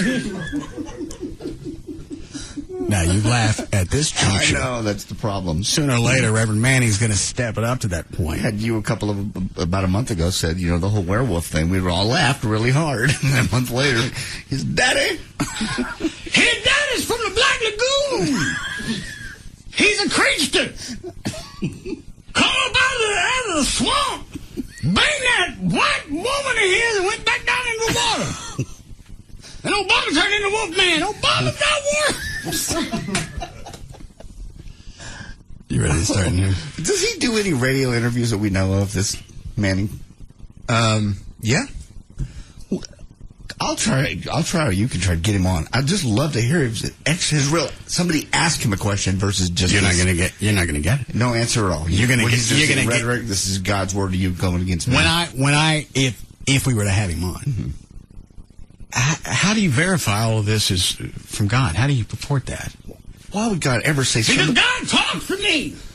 You better stack up on the silver bullets. No. Get you some garlic. You're telling me. And some wooden stakes. And some hot dogs. Obama got worms. You're telling me that God himself told you that Obama's daddy was a witch doctor. That's why he throws that out every time he makes one of these statements. This doesn't come from me. This comes from God. These aren't assumptions. These come straight from God. His name is Errol. Mm-hmm. That's where I get my information. God called me nonstop. Tried to block his ass. Bastard. He called me middle of the night. Tapped me on the back of my freaking head. What are you doing? Errol, don't let me sleep. It may be a short conversation, but I'd like to see if you come on. I bet he won't. I bet he would. You think? Just to get on he's going to look at that. He's going to look at that as the media starting to catch on to this. Oh, I see. This talk show in the 4th largest market in the country wants to talk to me. So now I've stepped beyond my website. I've stepped beyond my church, and now I'm going to start addressing the media, and I'm going to tell every one of them that Obama's a wolf man. 2 weeks from now, he comes out and says that. Oh, I'll sue his ass. Obama can take it. I'll go out there and I'll beat it out of him. All right. You ready, Dan? Yeah. Give me any contact information Trey you have, and I'll just try. Do you have contact info? Well, he has a website, yeah. No, I've talked to his wife before. Talked to Manning's wife? Yeah. When was this? Back when we first started playing around with his audio. What'd you ask her? I was gonna burger. In case Obama comes ask me, what should I have on me? What does pepperoni do? Because I don't want him to eat my nipples and What? I think I had him booked for an interview, and then I think it was the week you were sick, pretty much, or everyone was sick that week. Oh. Well, that's too bad. I'll give him another shot. I mean, I've seen him on interviews, and you're going to get frustrated in about 15 seconds. Well, listening to his audio, I can already tell it's somebody I'm not going to want to talk to because you're not going to get anything that's just going to be concise and an answer to the question that you asked. But unlike most interviewers, you're not going to let that go. Most guys, they ask a question, they don't get an answer, and they just move on. You won't do that. No. You'll stop him and you go, all right, here's the question. Again, this is the only question I'm giving you. Maybe I could get him pissed off and we could scream back and forth at each other in the same voice. I'm going to ask you again. Is Obama wolf man? We can try that. You can try it. I mean, he was on Hannity and Combs, and they kept trying to peg him down on things, and he would just, he'd go, well, it's in the Bible, and start rattling off of scripture. And how do you go back and link Obama to be the Antichrist? Because everything you threw out, you could drag 1,000 people out of the political arena and say that they're the Antichrist. Yep. Oh, it gets better. Oh, what? Oh, in the second and third clips that I have. Oh, so you'll be bringing more. Yes. Okay. You ready, Dan? Yep. Okay. Did you do a legal ID? All right. 518, Dan O'Malley's here with me. Thank you, Russ. It's brought to us by Dukes in Bedford, 183 in Central, where JD will be this Friday night from 8 to 10 p.m. Once again, that's at Dukes in Bedford, 183 in Central. Wednesday, May 21st, 2008. Birthdays today. Ricky Williams turns 31. Judge Reinhold is 51. Mr. T turns 56. Al Franken turns 57. And on this day, birthday, Chris Benoit would have been 41. It was Chris Benoit. It's the wrestler who was juicing, killed his wife and son. Oh, all right. It's now mathematically impossible for Hillary Clinton to win more delegates than Barack Obama, but officially she's still in the running. Last night, Clinton smoked Obama in the Democratic primary in Kentucky, but Obama won the primary in Oregon, and with Obama's win, it's now mathematically impossible for Clinton to take a majority of the party's pledged delegates. So why waste the time? What's the reason to continue on with this? The reason why is because neither candidate is expected to get the automatic 2026 delegates to win the Democratic nomination. And that means the presidential candidate will be officially chosen at the convention. She thinks they're going to choose her. But, I can understand her staying in it because Obama's not going to hit the automatic delegate number, so stay in it because you don't know. The superdelegates may go with you. Well, why would they say mathematically now she can't pull it off? Well, neither one of them can mathematically get to 2026, but this one, the math they were pointing out was that she would not overtake his number of delegates. Oh. Okay. An illegal immigrant convicted of killing a Houston police officer will spend the rest of his life in prison without any chance of parole. A Houston jury decided Juan Quintero's punishment Tuesday afternoon. He was found guilty of capital murder in the death of a Houston police officer, Rodney Johnson, last week. Prosecutors had sought the death penalty. Johnson was shot during a traffic stop in 2006. Quintero shot Johnson with a 9mm he pulled from his waistband. Johnson had apparently missed the weapon in a pat-down search. Investigators believe Quintero, who was handcuffed, was able to wiggle his hands to the front of his body while in the backseat of the car. I wonder why they only gave him life instead of actually the needle. They mentioned in here when they had talked to the jurors, they voted 10-2 for life instead of. And they're still trying to figure out exactly what it is, but they think one of the jurors said that they thought his life still had some value, so didn't want to put him to death. Didn't the guy that shot Officer Jackson, didn't they give him the death penalty? Yes. I thought it was automatic if you kill a police officer. No. Why would you think that? I would just think that would be. The capital punishment as the charge is the automatic, but the punishment, the sentence would be life or death. I think it's immediately elevated to capital murder. Yeah, exactly. I always thought if you cold blood, obviously not, because that's what happened in this situation. You got the guy that's locked up in the back of the car. They obviously didn't pat him down well enough. He pulled a gun out and killed the officer. You've got to be able to talk to those jurors to find out why they wouldn't go with a death penalty. Well, one so far has come out and said, I would want to anyway. Yeah. One of the jurors, Tiffany Moore, said, I could have voted for the death penalty. In fact, there was times when I felt like I might. She said in the end, though, she felt Quintero's life still had value. Of course, many others and she wasn't disagree. able to go back and justify why it still got value. This could have been... No, for whatever reason, they don't mention as far as what value she thought his life still had. Just the statement. Yeah, just the statement. And the guy hang on. What is it, Trey? And am I right? He was an illegal immigrant? Oh, yes. And he had been previously deported with, I think it was indecency with a child. Mm-hmm. But he was able to come on back. And now, actually, he came back to work for a lawn maintenance company. Mm-hmm. The police officer's widow has filed a suit and for $10 million against the lawn his companies. Employer? Yeah, the lawn company that had hired his him. employer. Yes. Thank you. Mm-hmm. I don't know how you're going to go back and justify that civil suit. That's easy.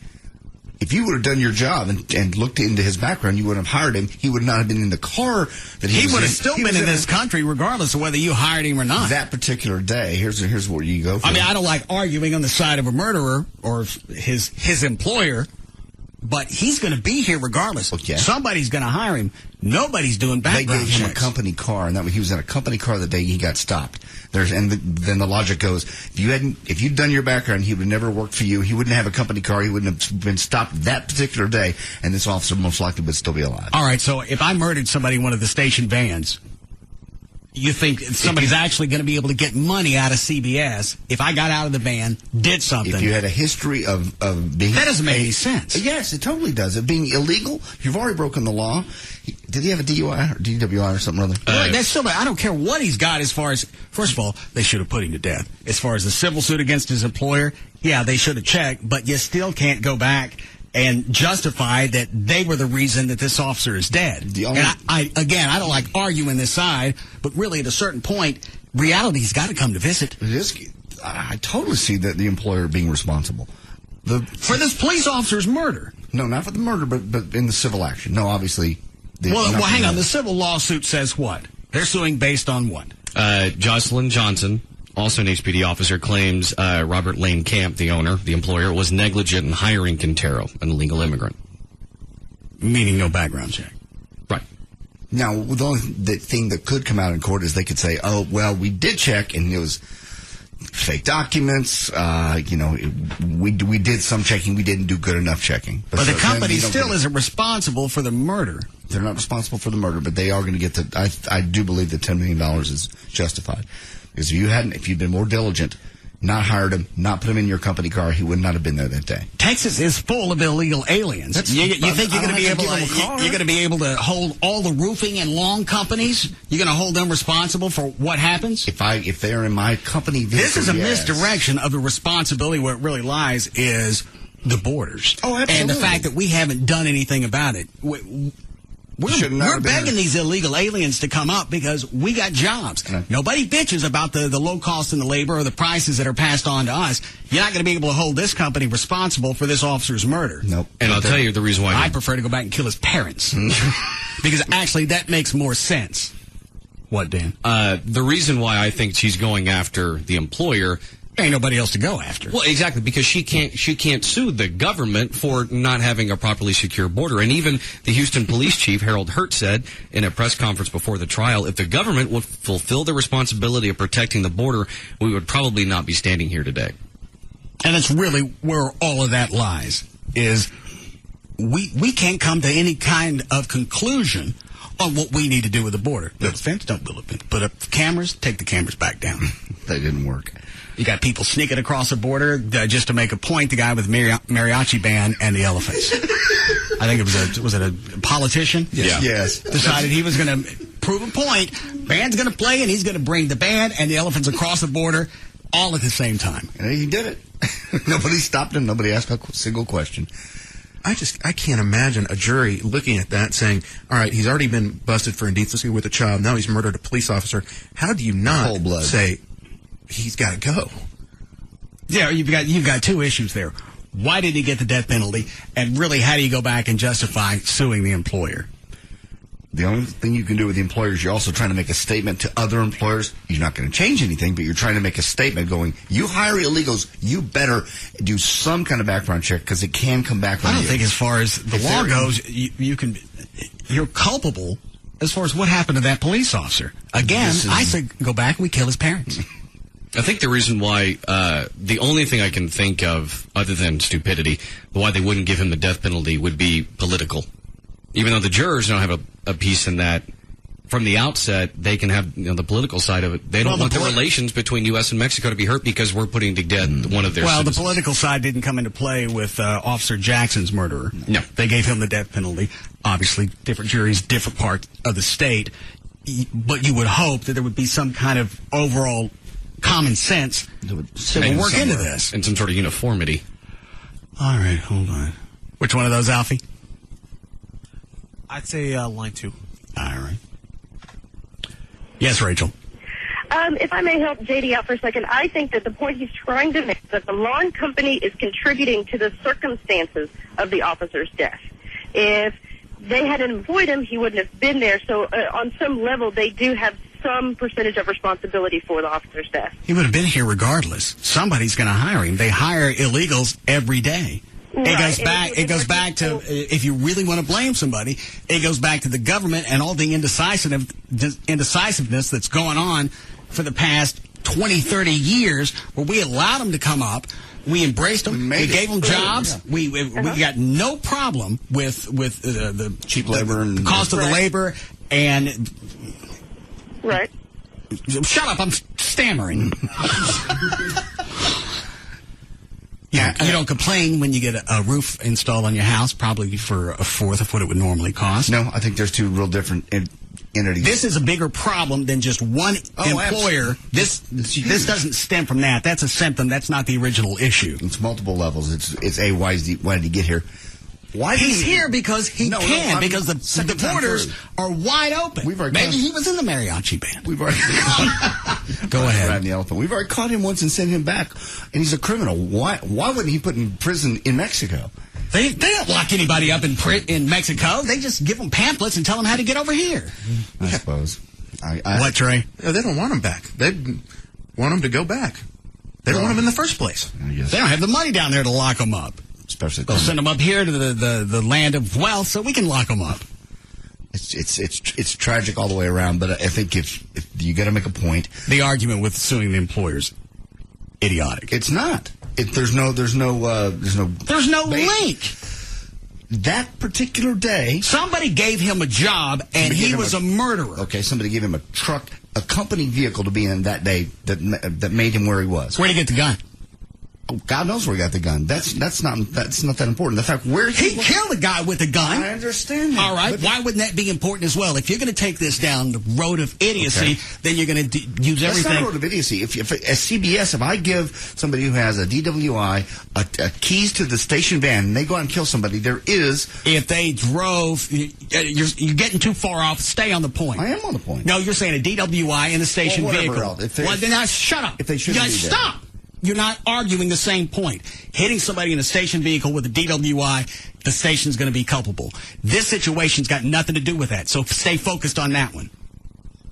I see. He didn't hit the cop with a company truck. I know, but he had. Well, then stay on that one. Had he not been there. You understand what I'm saying?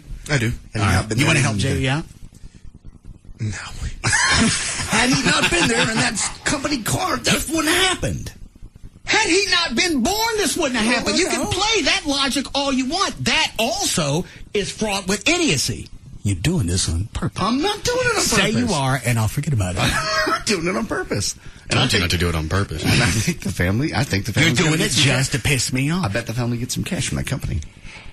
I bet they don't. Because you're going to set a precedent that most people aren't going to want to endorse. Because everybody at one point has either had illegals work at their home. Indirectly, you could come back and say, I employed illegals when they did my roof. Am I going to be responsible because I paid the company and they paid the employee? I think if you hire somebody... Your argument's falling apart. It's not either. Bail on it. If you hire somebody at Russ Martin Automotive and give them a vehicle that says Russ Martin Automotive on the side of it... I already got this concept. You're not talking about the same thing. I am. He was arrested for something, and then he shot a police officer. I know that. The company vehicle, I don't care if he was on a burro. That's got nothing to do with the aftermath. I guess we'll see in the court. Well, whatever happens in the court, it still is no consequence to this argument. His mode of transportation. What if he had been on mass transit?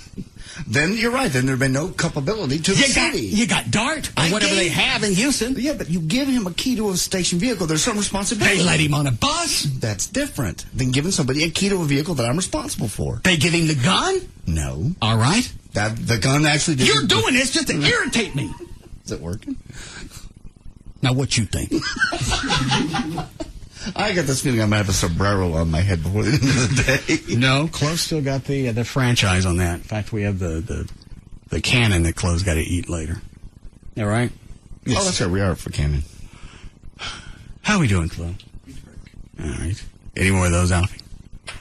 Guy on line 2 has a little bit of an interesting point, though I don't completely agree. Must be on my side, then. Let me look at the screen. First of all, I didn't do it. All right. The guy's throwing out the supposition of possibly the officer would be negligent because he missed the gun in the first place during the pat down. Interesting. I didn't think of that at all. Well, no, that's as stupid as blaming the company that he worked for. I think that's even worse. So which side are you on this, Dan? I'm on yours. Which side are you really? I'm on the side that keeps me out of it. Nobody's with you on this one, John. Clearly. All right, we'll be back.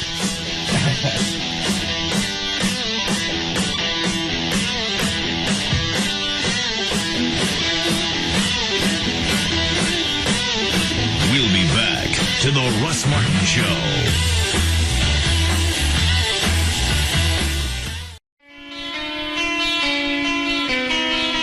Now, back to the Russ Martin Show.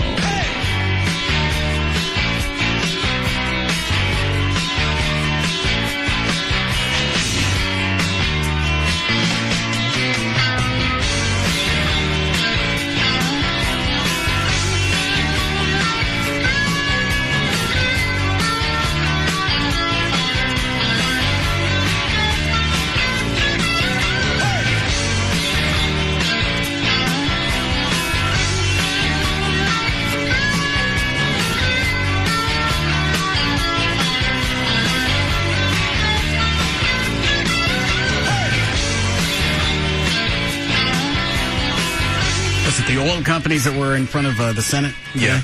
The CEOs, basically, of all the big oil companies. Well, CNN just ran a story. Who's the guy that's asking the questions? I don't know. He's a senator, though, right? Or a congressman. Bald-headed, got his glasses pulled down to the end of his nose, and his eyes in a couple of different directions. Mm-hmm. Oh, you have video of it? Yeah, I paused it. Let me see where it comes up. Your industry has no problem. Have you not seen him yet? Yeah, doubling your profits, tripling your profits. He's cross-eyed. He looks like the guy in the balcony on the Muppet Show. Tell me I'm wrong. Profits, even when prices at the pump go crazy.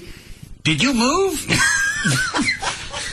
He keeps looking around. He can't decide who he's talking to. My eyes are going different directions. Yeah, he's cross-eyed. And badly. Oh, that's funny. And his mouth's crooked, too. When you're that cross-eyed, what's the reason for the glasses? You have no problem in keeping up with... Will you stop moving? Because that's what he's doing. He's looking back and forth. You're increasing profit. It doesn't seem fair, guys. It just doesn't seem fair. Senator, sure again, Yes, when you look at our profit, again, on the manufacture of products here in the United States, it is not kept. We're having to pay the same money at the pump as you are. We're suffering with everybody else. The difference is you're making $12 billion a week. Well, I don't. The company does. Yeah, the CEO came out today, and what was his salary? $12.5 million for the executive vice president of ExxonMobil, J. Stephen Simon. Okay, well, I guess I do make $12 million a year. Yeah. But damn, gas is $4 a gallon. Yeah. The same. Back it up. We have no problem in keeping up with your increasing profit. It doesn't seem fair, guys. It just doesn't seem fair. Senator, sure again, Yes, when you look at our profit, again, on the manufacture of products here in the United States, it is not kept the same. The price of crude oil, or raw material, has gone up 78% May of this year compared to May of last year. The price of diesel fuel has gone up 52%. The price of motor gasoline has gone up 16%. Profit margins have been squeezed. As I said before, our profitability last year was 10 cents a gallon. That's now down around 4 cents a gallon. We are seeing the impact because 90% of the raw materials that we use to make our products, we buy on the open market. It's not our own production. We buy it on the open. All right, I get what he's saying. What? The cost that's coming to us, we got to buy oil to have it processed. All right. We're paying more for it. All right. And our profit margin is still about the same. Okay, well, that makes sense. But then why are their profits record highs? Shouldn't they also have come down? People are buying more gas. We didn't suddenly just get 10 million new cars yesterday. Well, I'm having to pump the same gas you are. You make $12 million a year. Well, gas is $4 a gallon. Willikers. What is it, Trey? I think what he's saying is in the coming months, their profits are going to go down because, like you said, their profit per gallon has gone from 10 cents to 4 cents. So it's going to hurt them. It's not going to hurt them. They're going to make still record less profit. Cash, but they're still going to be making billions upon billions. Oh, I'm not saying they're scrounging. Yeah. How long did this hearing go on? At least a couple hours. And what's the point of this? We're going to get some It's kind a of political grandstand. It's to get TV time. It's to make your constituents think that you're actually trying to do something about this. When you're talking to somebody who's dealing in commodities, I'm not defending them because I got to pay the same thing. They're paying more for oil. They still got to process it. I guess so. I guess my point is, why do we have these hearings? Just to make it look like it's a political. I just answered something? that. Do not listen to me. I try not to. It's a political grandstand. I'll let that one sit there. They're doing it just for their constituents. Chevrolet back home. We care. We get it. I get my limo and go home. When Hillary threw out the statement that the oil company should go back and do something for us, nothing was going to happen. No, at least everybody. Legally, there's nothing you can do to make it happen. She's going to throw it out just because you get the positive spin on it. I like how everybody else, though, that same day came out and went, okay, that was stupid. I mean, make any difference. As long as you get enough people that buy it. Yeah, you're right, to hear it. Well, at least she's going to do something. She wants to do something about this, and she's going to start with the oil monsters. Big, bad oil companies are going to make them pay. And like you've said before, okay, take the tax out for the summer. Give us this big vacation you're talking about. Come fall, you're going to be screaming, oh, my kids are going back to school. They've got to get books. They've got to get clothes. Yeah, when they slap they slap the tax back on, and then when we get to winter and gas goes up again because they have to reformulate for the colder months, which I think is another screw job. Well, gas don't work when it's cold. Yeah, I think if you put a match to it, it still does. Well, the other thing I think, I'm sure someone asked him, all right, yeah, your profit's gone down on gasoline, but you're still making $135 a barrel on the oil you're producing. So doesn't that offset some of it? Nope. Next question. Gas is $4 a gallon. It's a pain to keep filling up my limo. We're scraping to get by. I like the Willikers line. Willikers.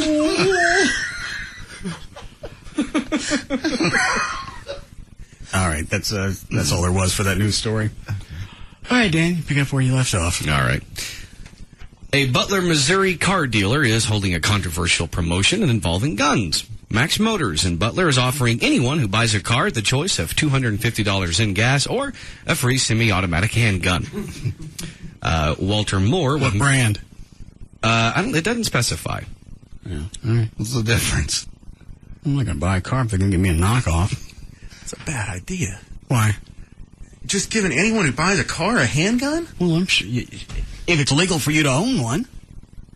Obviously it must be, or else he'd be, cracked down by the state. Well, what I'm saying is part of the selling price of the car is if it's legal for you to own a handgun.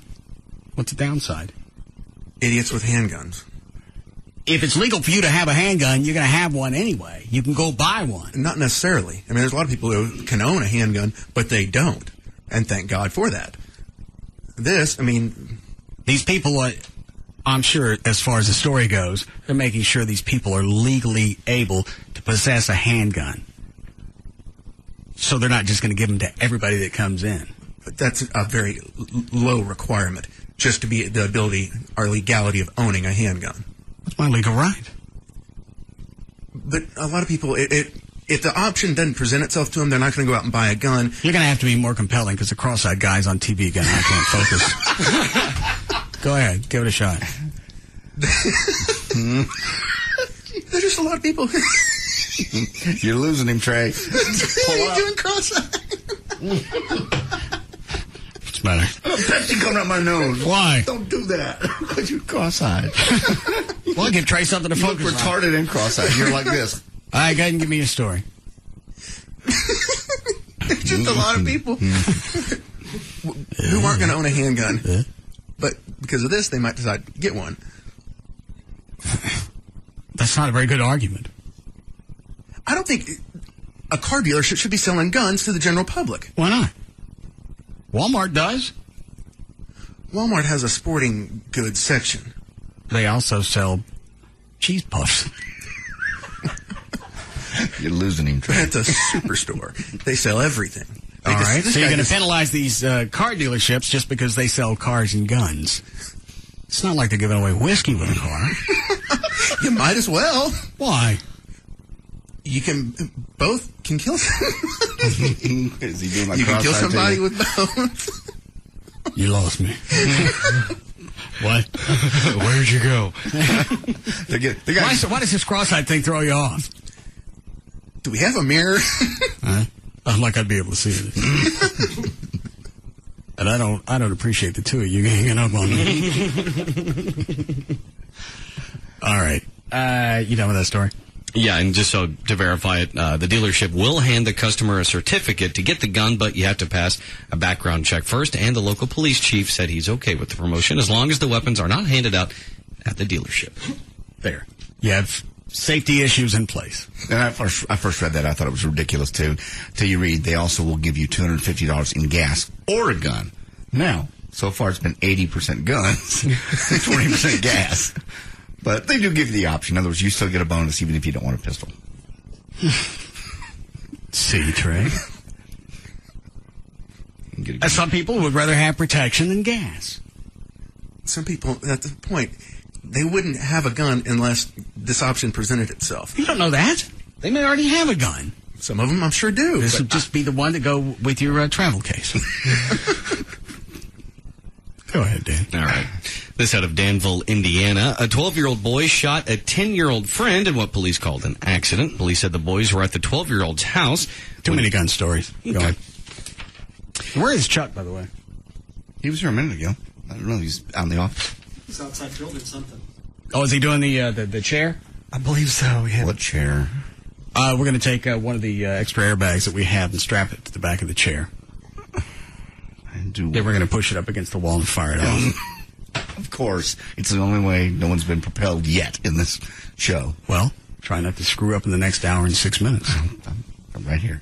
Not saying a word. First of all, it wasn't me. All right. Good. Okay. From Sacramento, California, mayoral candidate Muriel Strand said on Tuesday she will not take back a comment that included the N-word in a recent blog post and email to city council members. Strand wrote in a post titled "Greyhound Riders Sent to the Back of the Bus," said, "This is not a way to fix the sinkhole in the city budget. We don't need to make poor people our new ends." During Strand's public comment Tuesday at City Hall, Councilmember Bonnie Panel told Strand she was offended by her use of the N-word. Strand told the local TV station that she is not a racist, and the comment was meant to spark controversy and that she really likes black people. When asked to explain why she used the N-word by Panel, Strand said she was trying to be... So people would know who I was talking about. Okay, more direct than that. I got to show you a picture of this woman. That made the comment? Yes. All right. That's her picture. No. That's Jay Silverheels. Or Robert Plant. Looks more like Robert Plant. I'm with you on Robert Plant. Oh, my God. See that, Trey? Oh. Yeah. That's like Robert De Niro with long gray hair. I had to look at it 3 or 4 times and look it up on a different website to make sure they didn't put a wrong picture with this story. And explained why she used the N-word by Panel. She's trying to be confrontational and get people's attention to the plight of the underprivileged in Sacramento by using a word that recalls serious oppression. Got their attention. Yeah, every time I use it, it always raises an eyebrow.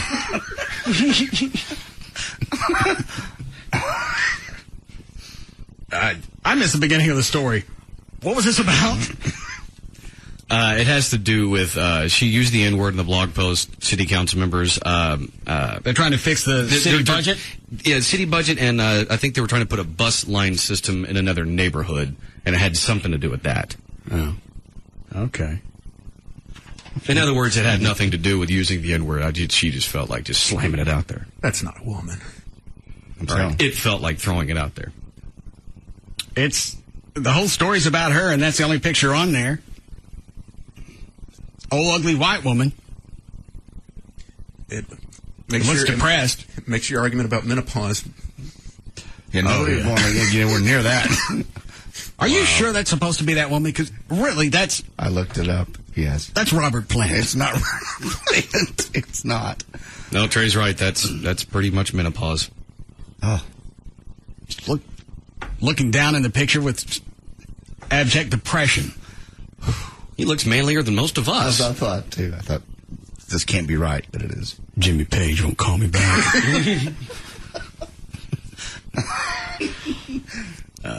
All right, go ahead, Dave. Okay. A Nevada State Assemblywoman has been charged with battery with the use of a deadly weapon. Metro Police said Assemblywoman Frances Allen stabbed her husband, Paul Maneri, after he embarrassed her in front of their friends. Allen stabbed her husband of 7 weeks in his forearm and then refused to help him seek medical attention. In the police report, Maneri told police his wife was upset. While she was sitting on the couch, he said she began to push his forehead and scratched it with her wedding ring. Allen took out a steak knife and stabbed him once in the left forearm. She locked herself in the bedroom, and Maneri said he broke in and asked her to get some help. He said she told him to call his mother and then left the house. Since the alleged incident... Call your mother. I was on the phone with her. Maybe she knows how to handle a stab wound. Since the incident, Maneri told police he did not want to get Allen into trouble and that the stabbing was just an accident. Why do you think people would be stupid enough to go buy a car just to get a free handgun? They got money for a car, they got the money for the handgun. This is a promotion. And they thought, hey, instead of going to dealer X, I'm going to go to dealer Y. Well, that's competition. That's when people handing out free stuff. That's the way that you get them in. Maybe I'll start giving out Glocks with oil changes. God. I can see this happening now. Yeah. New thing. It's got a ring to it. Lubin Glocks. So you think somebody's just waiting for the opportunity? Hold on a second. Oh, yeah. I was just out last time. Now I'm happy. Oh, okay. What you got going on today? Just picking out the plates. Oh, okay. Oh, Joe got you covered? Yeah. Oh, we got pretty much things over there. I'm picking up in the world. Man, you take it easy now, all right? You too, man. Nathan. Yes. Who was that? I'm sorry? Who was that in the background? Hello? Nathan. Yes. Who was that in the background? Car dealership that I'm at. A what? A dealership that I'm at. I'm picking up my plates on my new truck. Oh, well, congratulations. What was that about? I don't know. Never got that far. What did he want, Alfie? He was kind of making the same argument you are, that nobody's stupid enough to spend $20,000 on a car. Oh, he is. Glad we never got to his point. Yeah. You mean I get a gun? Ooh, call the bank. Let me make sure that I'm clear on this. Okie-dokie. I buy the Silverado. That's what we're selling you. Beautiful truck. Great truck. And you give me a handgun. Correct. Well, I got an idea. Okay. Why don't you just give me the keys right now? Damn it. Stick them up. And you know, that's one of the biggest reasons why they don't give him the handgun right on the spot. Absolutely, yeah. You go somewhere else to get the gun around here. And you know what? What? Why don't you throw in one of them Impalas while you're at it? From my buddy right here. Okie-dokie. Hey, don't forget his gun.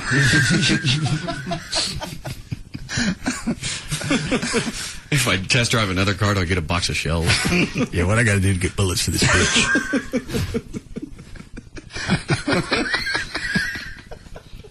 If I get the clear coating or undercoating or whatever, can I get the shells? No, we don't give you the shells here. You go to Walmart or someplace and buy shells. We're just giving the gun. That's all we're giving. Well, luckily for me, yeah, I brought my own. Oh. So why don't you just give me that car, throw in that Impala, and fill them both up? This really went south on us. And I want you to clear coat it while I'm standing here. I'm going to shoot this fella with his tie on. Such a bad idea. All right, Dan. It took 6 years, but R. Kelly is finally on trial for allegedly videotaping himself having sex with an underage girl. It's for real this time. Opening statements began yesterday. He is facing 14 counts of child pornography. He could face up to 15 years in prison. Prosecutors kicked things off by showing the infamous 26-minute tape to the jury. Authorities say the tape was made sometime between January of 98 and November of 2000. Is the biggest sticking point for this trial the fact that they can't nail down exactly how old she was in that video? That, and now they're saying, they're trying to come out and say, that's not even the same girl. All right, go ahead. Is that the whole story? Yeah, the girl they've identified as the one in the tape with Kelly is now a 23-year-old woman, so she would have been around 13 when it was made. But now they can't even prove the identity. Right. Right. Yeah, the defense is trying to go say, that's not even her. What is a 23-year... I think you're about to answer. Go ahead. That woman, the 23-year-old, is denying she's the girl in the tape. R. Kelly's lawyer, Sam Adam, made note of that in his opening remarks, claiming prosecutors don't even have the right woman. This is just a mess of a case. Well, it's been 6 years? 6 years, right? Yeah. I don't understand. I know Everett talked about this the other day, and it still didn't make any sense, especially was coming from the king of Goom. But it doesn't make any sense why it would take 6 years. You got videotape. I think at that point, at one point, they had said, yeah, that's the chick. And I even believe she admitted that was her. And they even had the prosecutors, prosecutors claim the woman was pressured into denying she's actually the girl in the video, and that they have other witnesses that they'll have to call to testify saying that she's lying about not being the girl in the video. So that's going to end up being the gist of the case, even if this is even the right chick. Exactly. All they got to do is go back and get pictures of her when she was 13, hold it up to the video, and compare the two. Why would that be that difficult? Why would they come out and say that? What's right? Maybe because it's bad video. What? You giving me the cross-eyes again? Yeah. I can't concentrate with the cross-eyes. You can't cross when they're not. Go ahead, focus. Give it a shot. Maybe the video's blurry enough where you couldn't make a positive identification. Positive enough to identify him? Well, I think they got it at his house. I don't mean it's him on it. Plenty of videos at my house ain't me on it. Well, evidently, it's close enough where they catch him peeing on her, so. Oh. I didn't know he did that. Yeah. Maybe she had dry skin. No. I don't think that's a solution. All right, we'll be back. We'll be back to the Russ Martin Show.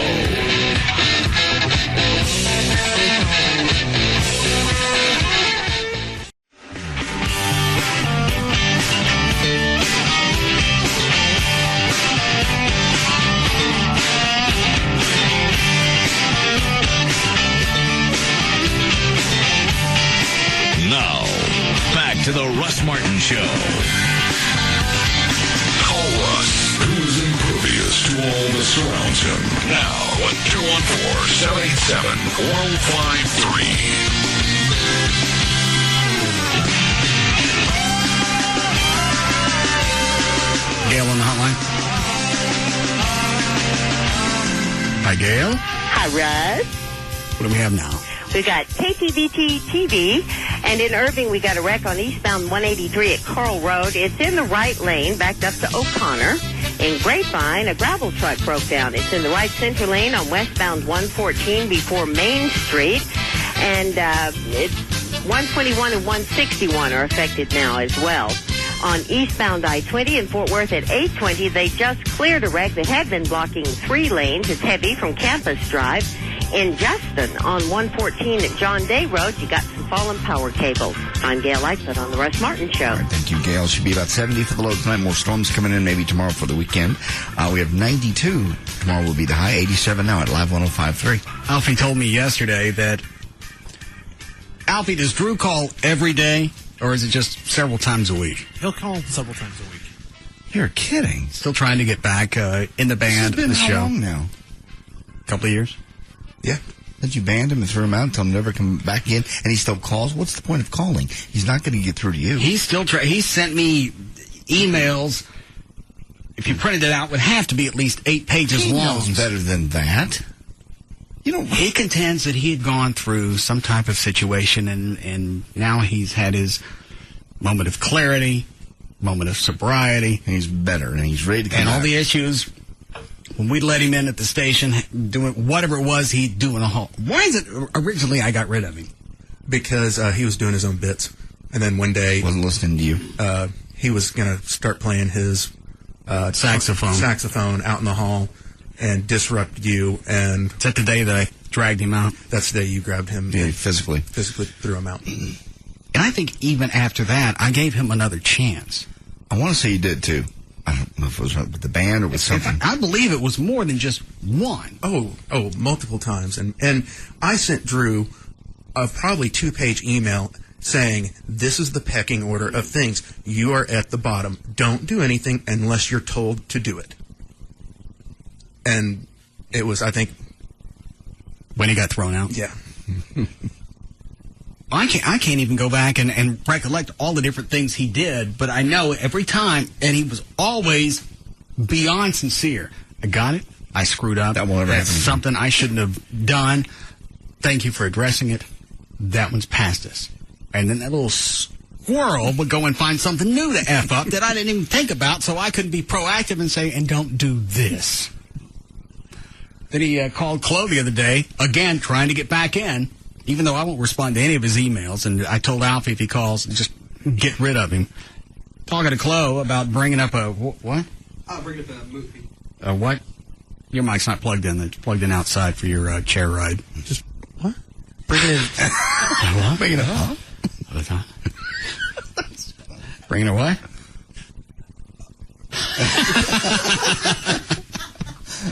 Is it the microphone? A chair? A what? The rocket chair. A chair bride? What? The chair ride. Ride. Yeah. What was it Drew wanted?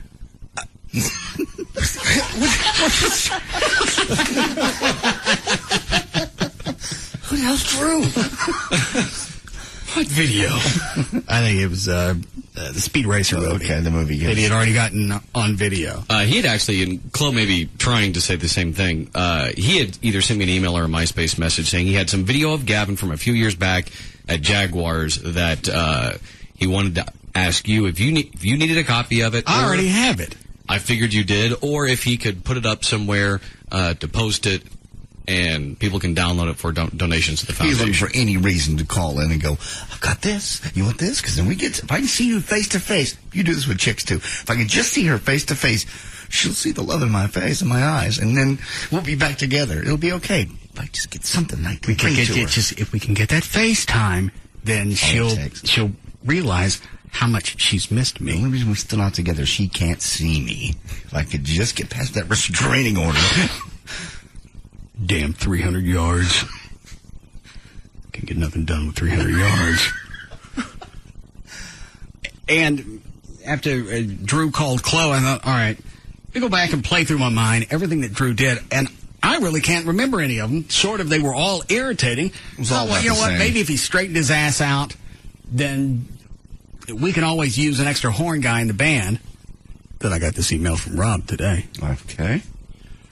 Let's see. You did this with Valerie a few times, too. Never again, no more. She's out, that's it, no more. Then she'd come by and it'd be like... Well, Valerie always brought a lot of other things to the show. Mm-hmm. Handguns? No. Sex? For you? A lot of times you cut people slack. You're so forgiving. So I'm at that moment of thinking, all right, possibly because Drew's still doing stuff with different people around us. Okay. Maybe he's really straightened his ass out. Everybody has a time when sometimes you just wake up and go, okay, I've handled that problem. I got professional guidance, maybe. Email I got from Rob today was, you want to help get Drew out of jail. Oh, well. At least you thought about it. Got pulled over. He's got warrants in Grand Prairie, Arlington, Irving, Denton County, and, Louisville's Denton County. Waiting on a call from some of his friends to see if they're going to help bail him out. Just when you think. You know, everybody has their time. He's probably past it. Can you get him out of jail?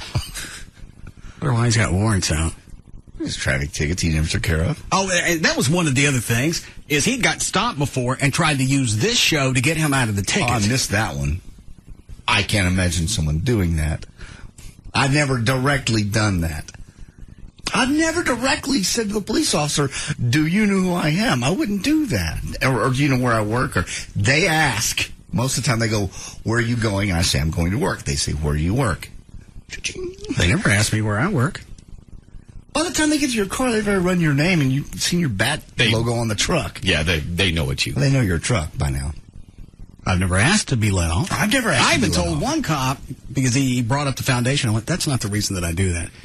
If I'm really speeding, then you go ahead and give me the ticket. And then see what happens to you. Exactly. But Drew had tried that, I believe, a couple of different times. Even after the first time, I gave him the heads up. You don't bring up the show. You don't bring up the foundation. You don't try and do anything to get out of a ticket. It's going to get back to Russ no matter what happens. No matter what happens, it's going to get back to Russ. We've all learned that the hard way. I went to buy a lottery ticket today. Guy goes, hope you don't win. I said, why? He goes, Russ says he's going to fire you if you win. Have a good day. Because you've said that before. I can't go any place. You can go to Florida. I'm going to Florida. American Airlines Flight 1034. Oh, man.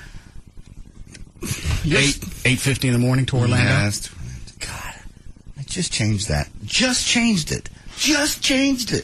How do you do it? Well, obviously you've got squirrels everywhere. Because I've gone, like I said, to different websites. I bought through Kayak. I bought through Orbitz. I bought through American Airlines directly. How'd you get a window seat again? God. You know my seat numbers still? It's the same one from yesterday. Still 3A. Yeah. It's the only one that was opening first. Jesus, please don't badger me and let me know you know where I'm staying. Mm-hmm. You don't know where I'm staying. Okay. You don't, because I booked this directly through the hotel, no websites. All right. I didn't. You did. Well, then I'm sure I'll be in the dark. Don't worry about it. I certainly hope you don't have to wait on the tarmac for a while. No, that's unfortunately that was my contact. I'm set on that one. Don't you? I am set on that one. Oh, speaking of that, yes, Dan. I have a friend that will be in the A tower at DFW in the next coming weeks, so we'll have a secondary contact. And also, did you have that contact we got through Gavin the other day for somebody at TSA? Mm-hmm. Why don't you make sure you shave your hole? That'll speed it up a lot. If they got to dig through hair, it's going to take a while. And do yourself a favor, don't check any luggage. Why? You ain't going to see it. Why are you guys against me? I've helped almost, except for Trey, everybody on the show, and except for Russ, travel at some point. Don't take no luggage. I'm taking luggage. Then you better take a picture of it. Take luggage. Get it to sign your annual. Stay in touch. Clothes to wear when Best friends forever. Just stay sweet. Don't do that to me, please. Always stay in touch. I've always helped you with Trey. I mean, I've heard of people helping you with Trey. Why don't you do me a favor and let me go? Let me go. You can go. Just don't take no luggage. And shave my hole. Well, that's for your own benefit. That was a courtesy. You irritate the living crap out of me. Thank you. I'm going to take your luggage, have Stacy come up here and slam it around.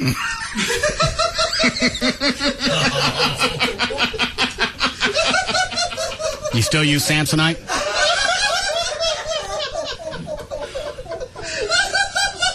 Dan, you got the plugs? I don't know a Dan. I'm not in. Yeah. Never heard of him. All right. Chuck, is the rocket chair with the airbag wired and ready to go? We're ready. What'd you push it up against?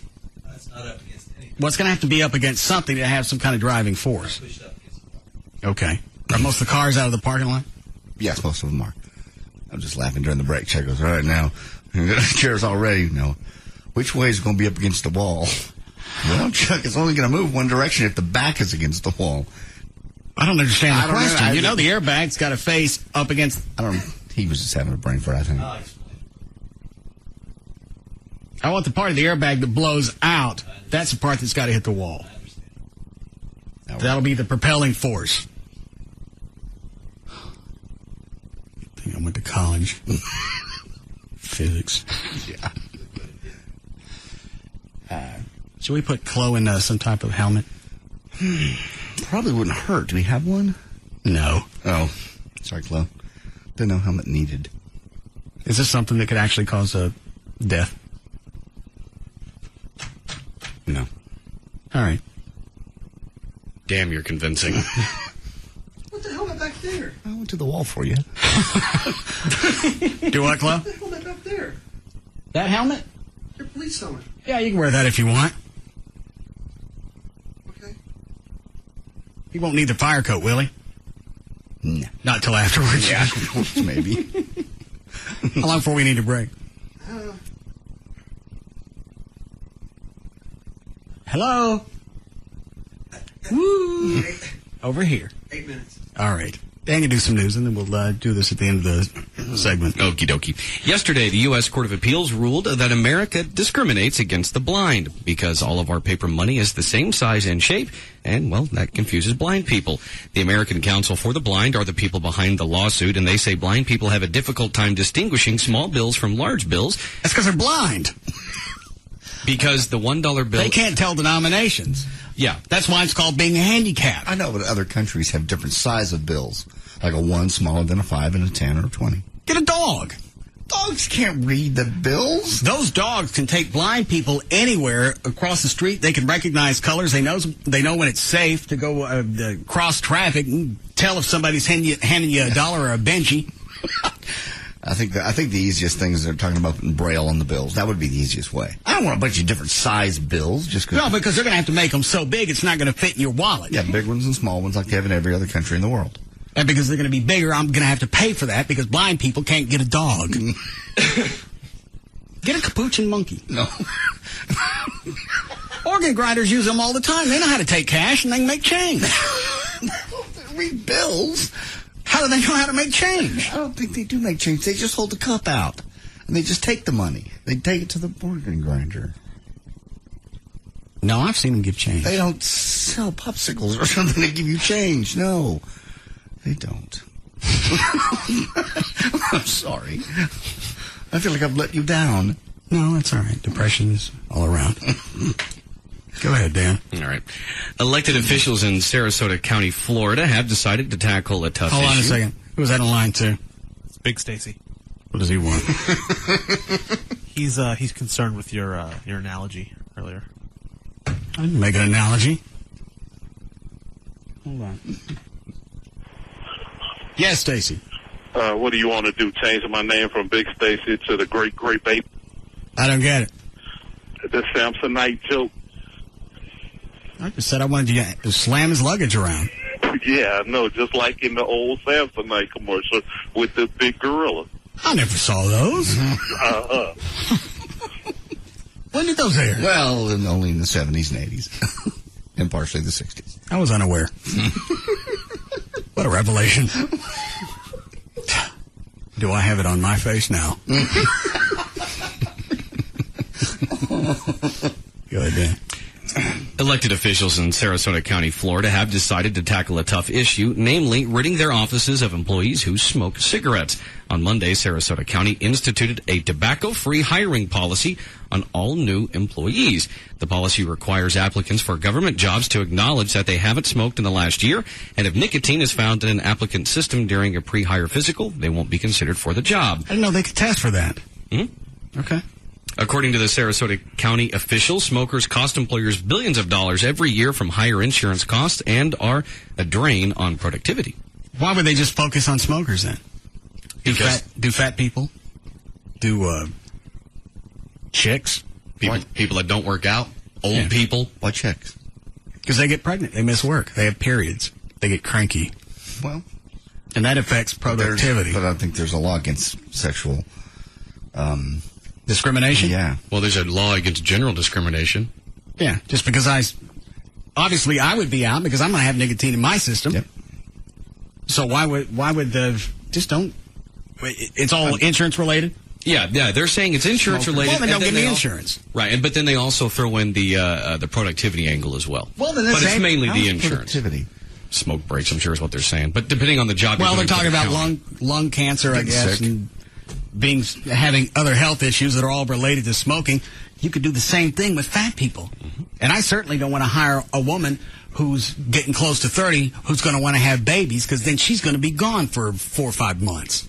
That's true. I just don't know how. And then as an employer, I got to pay for that. I'm not going to hire no pregnant chicks at the shop. No. And whereas, JD, you would say that'd be discriminatory against women, it'd be the same reason as far as Russ is concerned because it would be insurance related. A pregnant woman is going to cost Russ's company more in insurance. And I can't afford that. And they can't swear to me they're not going to get pregnant. No, of course not. And if they're getting close to 30, they're thinking about it. Yeah, they all have them or want them at that point.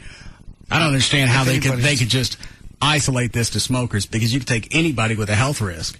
And that's where I think that they'll end up running into a problem. They'll find someone will, they will. They'll contact ACLU or someone like that, and then they'll throw a lawsuit out, and then they'll say, okay, maybe not, maybe not. I think their loophole here is that smoking is bad for other people around. What about drinkers? You don't get secondhand whiskey. That's too bad. You do, but you don't want to drink it. What, Dad? Well, I was just going to say, the problem with that, and where I would agree with you, Trey, that'd be fine if you didn't do it while you worked, but you smoked on your own time, but they're testing you for nicotine in your system, period. So you're not allowed to be a smoker even in your off time. And you take the secondhand smoke out of the equation. Again, why not people who drink? You're going to have downtime. You're going to have hangovers. You're going to have other issues, cirrhosis of the liver. All those things are going to come from drinking. So why would you just take all vices and throw them out? And that includes overeating or getting screwed. Well, even the one you made that makes the most sense is fat, because that's definitely a health issue. You can see it. I don't have to test you for it. You can't move around. You're not obviously going to be able to get as much done as other people, and you got those big fat-ass fingers, so you can't work on a keyboard. And there's statistics to prove chances are you're going to end up sicker and less productive. And even age you can throw in there as well. The older you are, the more likely you are to have more medical issues. Those people are already quietly discriminated against. You come in for a job and it's a 30-year-old and it's a 60-year-old. Who's going to get hired? You're not going to come in and say... It depends on what the job is. If they're just pouring tea, I'm going to give it to the old lady. Well, most jobs, I'm saying, at a corporation. If it's a 30-year-old and I can pay him $25,000, he's going to be a hard worker and be there all the time. Or a 60-year-old, I know I've got short time. Chances are they're slower. May die. You're not going to hire him. You don't have to worry about retirement. 401k. That's true. There'll be no money in the 401k. Hold on. Line 2. Can't take it till you put them on hold. Thank you. Yes, Max. Yes, Russ. Stay in touch. All right. You want to take Chloe out and put him in the rocket chair? Sure. Okay.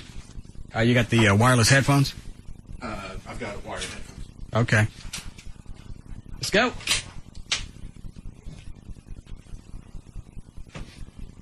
Just gradually sashay out the door. What did I forget? Good thing this is a talk show. I can walk slowly. We need to get some sleep.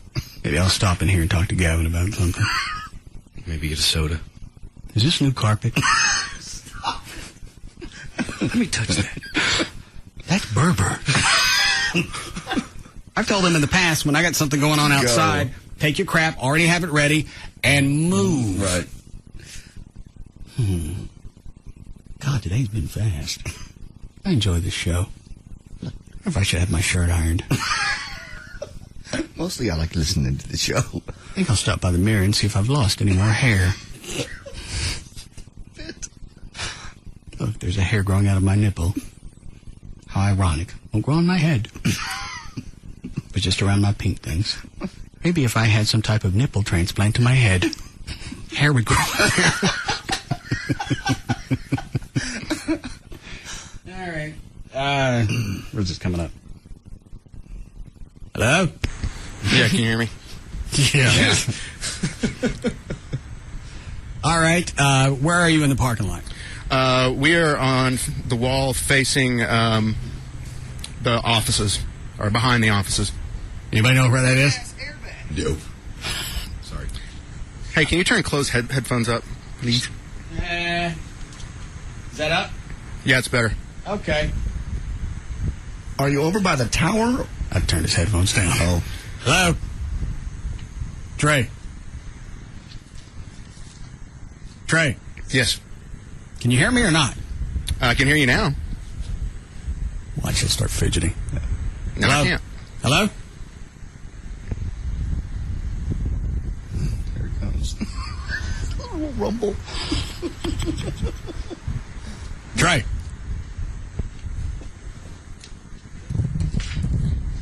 Trey? Yes. You ready or not? We checked this stuff out we're ahead ready. of time, yeah?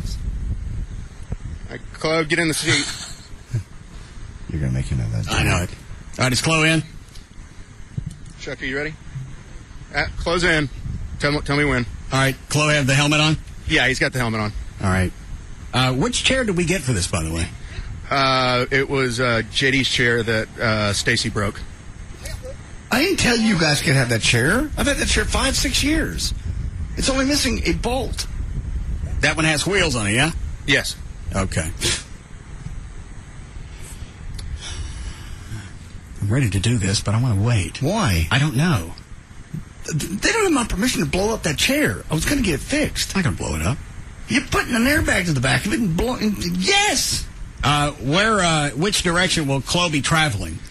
Towards the entrance gate. Okay. No cars around that? No. You want to look again? I mean, there's no cars within 20 feet of it either side. Just hurry up and do it. Is that the wall that's facing... There's a curb there. So you're going to fly off the curb? Yeah, he might go off the curb. But there's grass. Okay. All right. This wasn't very well planned. Don't be absurd.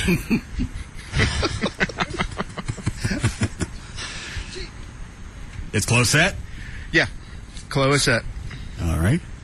How is he sitting? Does he have like his legs crossed just in case he get caught in anything, or is he even thinking about that? He's got his legs up, not like arms around his knees, kind of fetal position-ish. All right. So if he goes over, it'll be face first on the concrete. All right. Well, he still got the helmet on. Chloe's getting very antsy. What'd he say? He said, hurry up and do it.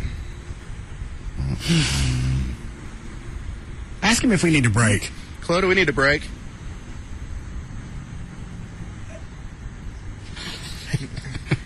He's having Trenholm disease. He's got the mees. All right. Anytime Chuck's ready. All right, Chuck. You ready? Counting down. 3, 2, 1. Oh! Jesus Christ. Well? Chloe went face first into the concrete. How's the chair?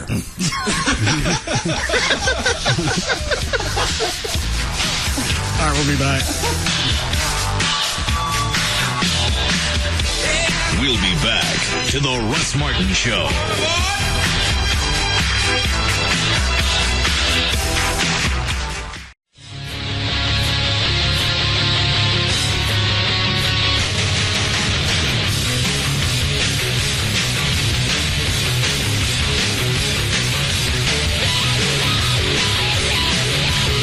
Now,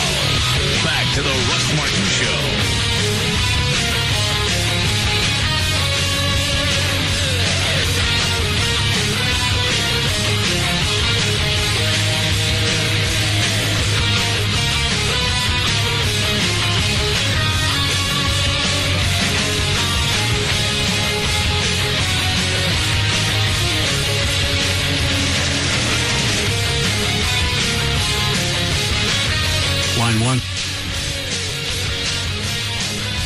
Hi, Vicky. Hi. Yes, ma'am. I was just calling because of them not marking the money for the blind people. Mm-hmm. And I think they should. I've been blind for 25 years. How old are you? I'm 49 years old. What happened? I have retinitis pigmentosa. It's hereditary. Is that what Eddie's got? I don't know what Eddie has. And Eddie's is, Eddie didn't go blind until like 10, 12 years ago. oh, I don't know, but Oh, I wasn't talking to you. But go ahead. and I think, because when I go into a store and give them money, how do I know they're giving me back the right change? Get a dog. And there's one out of every 3 people in the United States that are going blind or are blind. A third of the population's going blind? Yes. Where do you get those stats? Huh? Where did you see that? Oh, my doctors have told Get me it. that. Russell. Go ahead. There's no fundraisers or anything to raise money to help find out why people are going blind. Do you have a seeing eye dog? No, I don't see anything. I don't have a seeing eye dog. Yeah. Why didn't you get one of those? Well, they can help you be more mobile. They can take you places you could normally go on your own.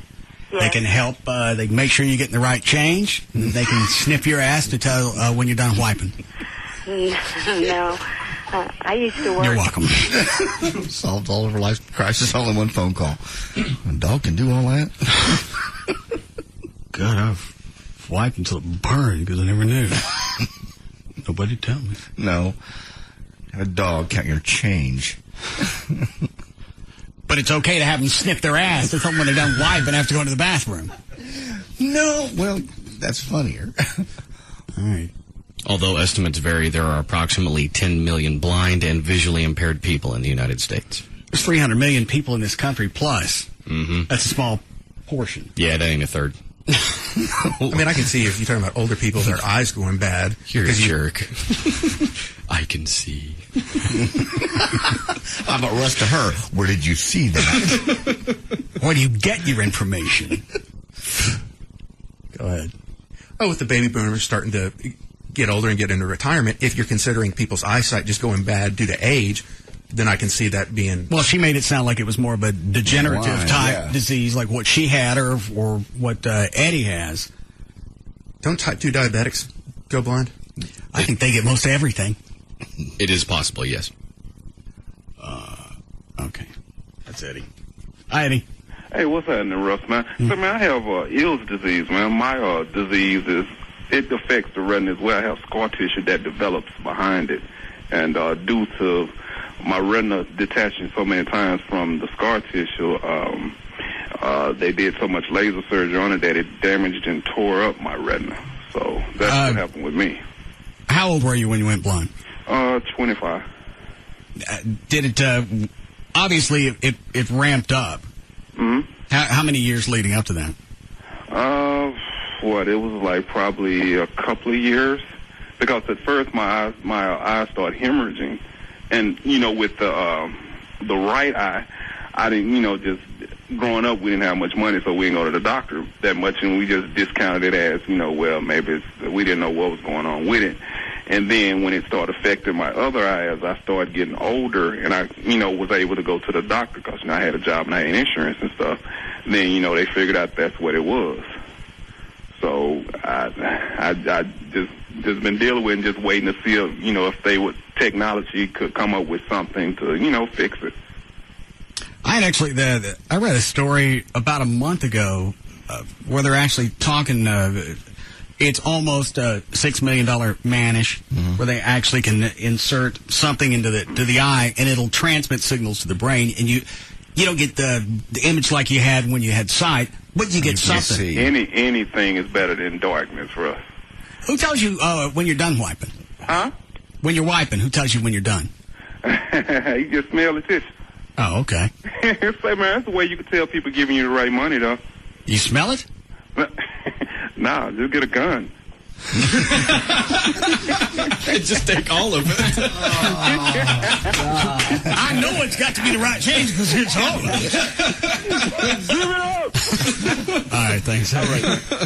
That's some seriously good logic. Just get it.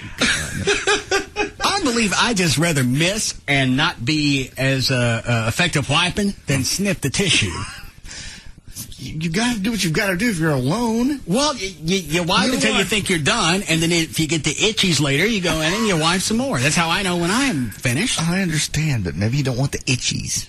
He wants to be, you just wipe. You give me the option of the itchies or having to smell my own toilet paper, and I go with the fingernail route every time. All right, nasty things you never thought about, like as simple as getting change. Inside it, you just never think about it. Eddie's figured it out. Getting a gun and taking all the money, no, it doesn't work. Well, it works once. Well, no, getting the money works. It's the getaway that can be the problem, man. We already know Eddie has issues with quick escapes. What was Pat mad at him about one day where he ran through the screen door into the street? Oh, he had, I want to say you or someone had given them a bottle of Crown for their anniversary, and he drank it. She wasn't too pleased.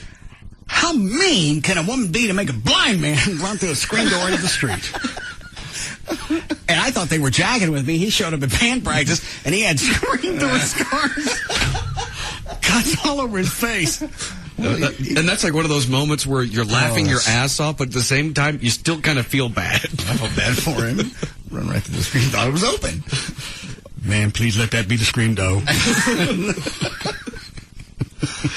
So, I bet that bitch moved it. You're so mean. Obviously, whatever she's doing to him is enough to scare him into... Keep him in line. The ultimate power. But to run through a screen door.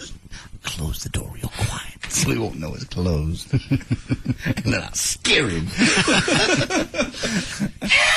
Hey! Oh, God.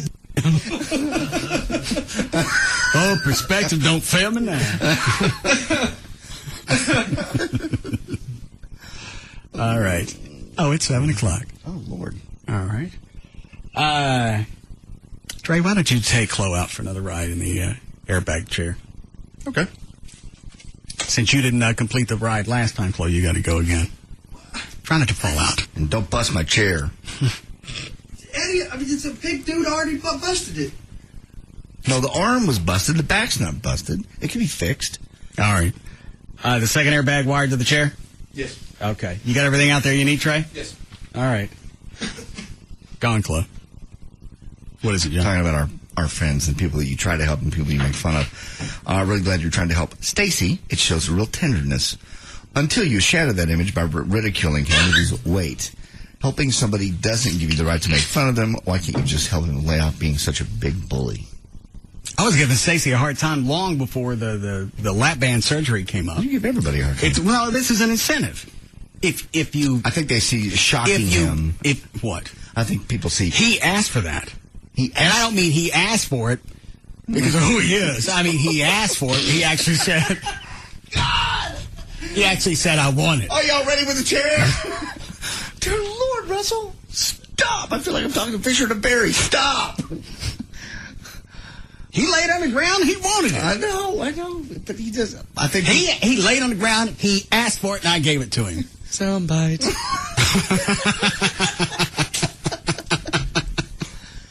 All right, I brought that one up. Yeah, he did say that.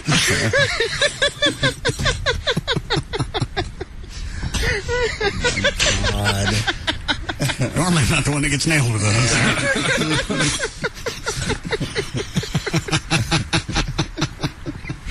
Even that was a little gray as well.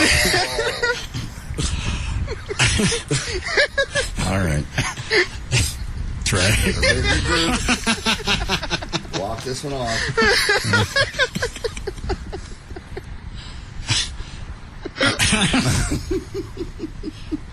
Are you set? Dan, you need another pen? What are you writing down? Today's show. Yeah. Chuck, are we ready? All right, we're ready whenever you are. All right, close in. Are you ready, Chloe? How far away is Chloe from the mic? Or you? I'll say 15 feet. Why don't you point the mic at him? Okay. When the airbag goes off. All right. You want me to get it close and just lay the mic down on the ground? Yeah, you can do that. Okay. All right. Are you set? Trey. Trey.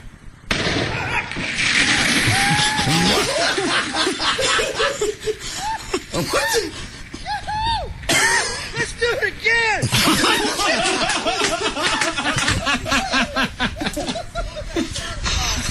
Oh, wow. How's the chair? I don't think we have any more airbags, do we? I don't know. I don't know how many we have. Why? Man, he took off.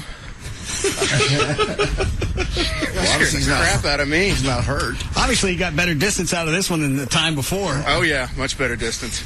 He went... The bag was bigger, too. 25 feet forward, and then he started turning left. He almost made it to the exit gate. That was awesome!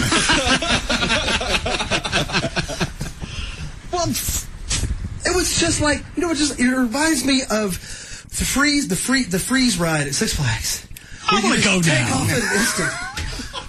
Line up to be shot in Or the just chair. like when you're in a car and you just, in a muscle car, and you just punch it. Yeah. That's what it felt like. I want to go, too. Well, it's not supposed to be enjoyable. I was thinking of rush. What's going on over here? Hold on a second. Chuck, are we out of airbags? Oh, no. Oh, I didn't know that. All right, well, possibly Friday. We set everybody up for airbag rides. I'm ready. Chuck, doesn't Chuck have the multiple switch thing? Yeah, we had the console made where we could fire off 7 airbags in sequence. What do you think? Oh, in sequence? Or you could fire them off at once. You could just turn them all on and keep the master switch off and then fire that. Yeah, airbag chair races. Oh, dear God. I see Six Flags stealing your idea. All right, you ready, Chuck? All right. Wow. I forgot about these. There we go. Hang on, Dan.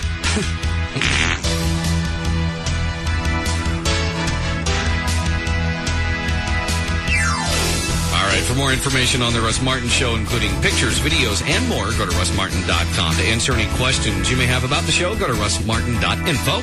To email the show and during the show only, send that to studio@russmartin.com. Other show websites, johndavidryan.com, danomalley.com, djclo.com, treytrenholm.com, and for Chuck on the keyboards, chuckwheat.com. The official caterer of the show is Sugar Babies Barbecue. Their website, sugarbabiesbbq.com. Russ gets his guitars and band equipment from the Guitar Center. Their website, guitarcenter.com. The official liquor store of the show is Majestic Fine Wine and Spirits. Their website, majesticliquors.com. The official photographer of the show is Jim March. His website, jimmarch.com. And the official site for Live 105.3 is live1053.com. Can you play the farts to the rhythm? That's better. All right, here's your big solo. Go. See you guys tomorrow. See you later.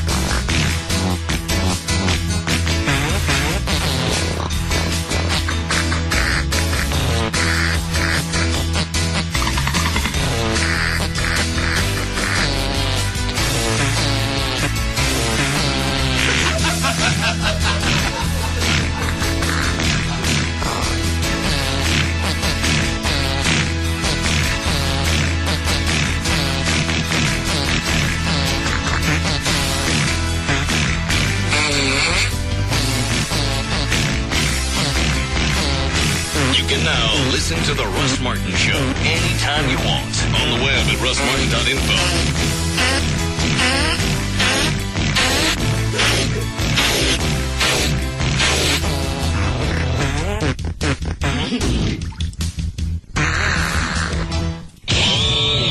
Russ Martin Show.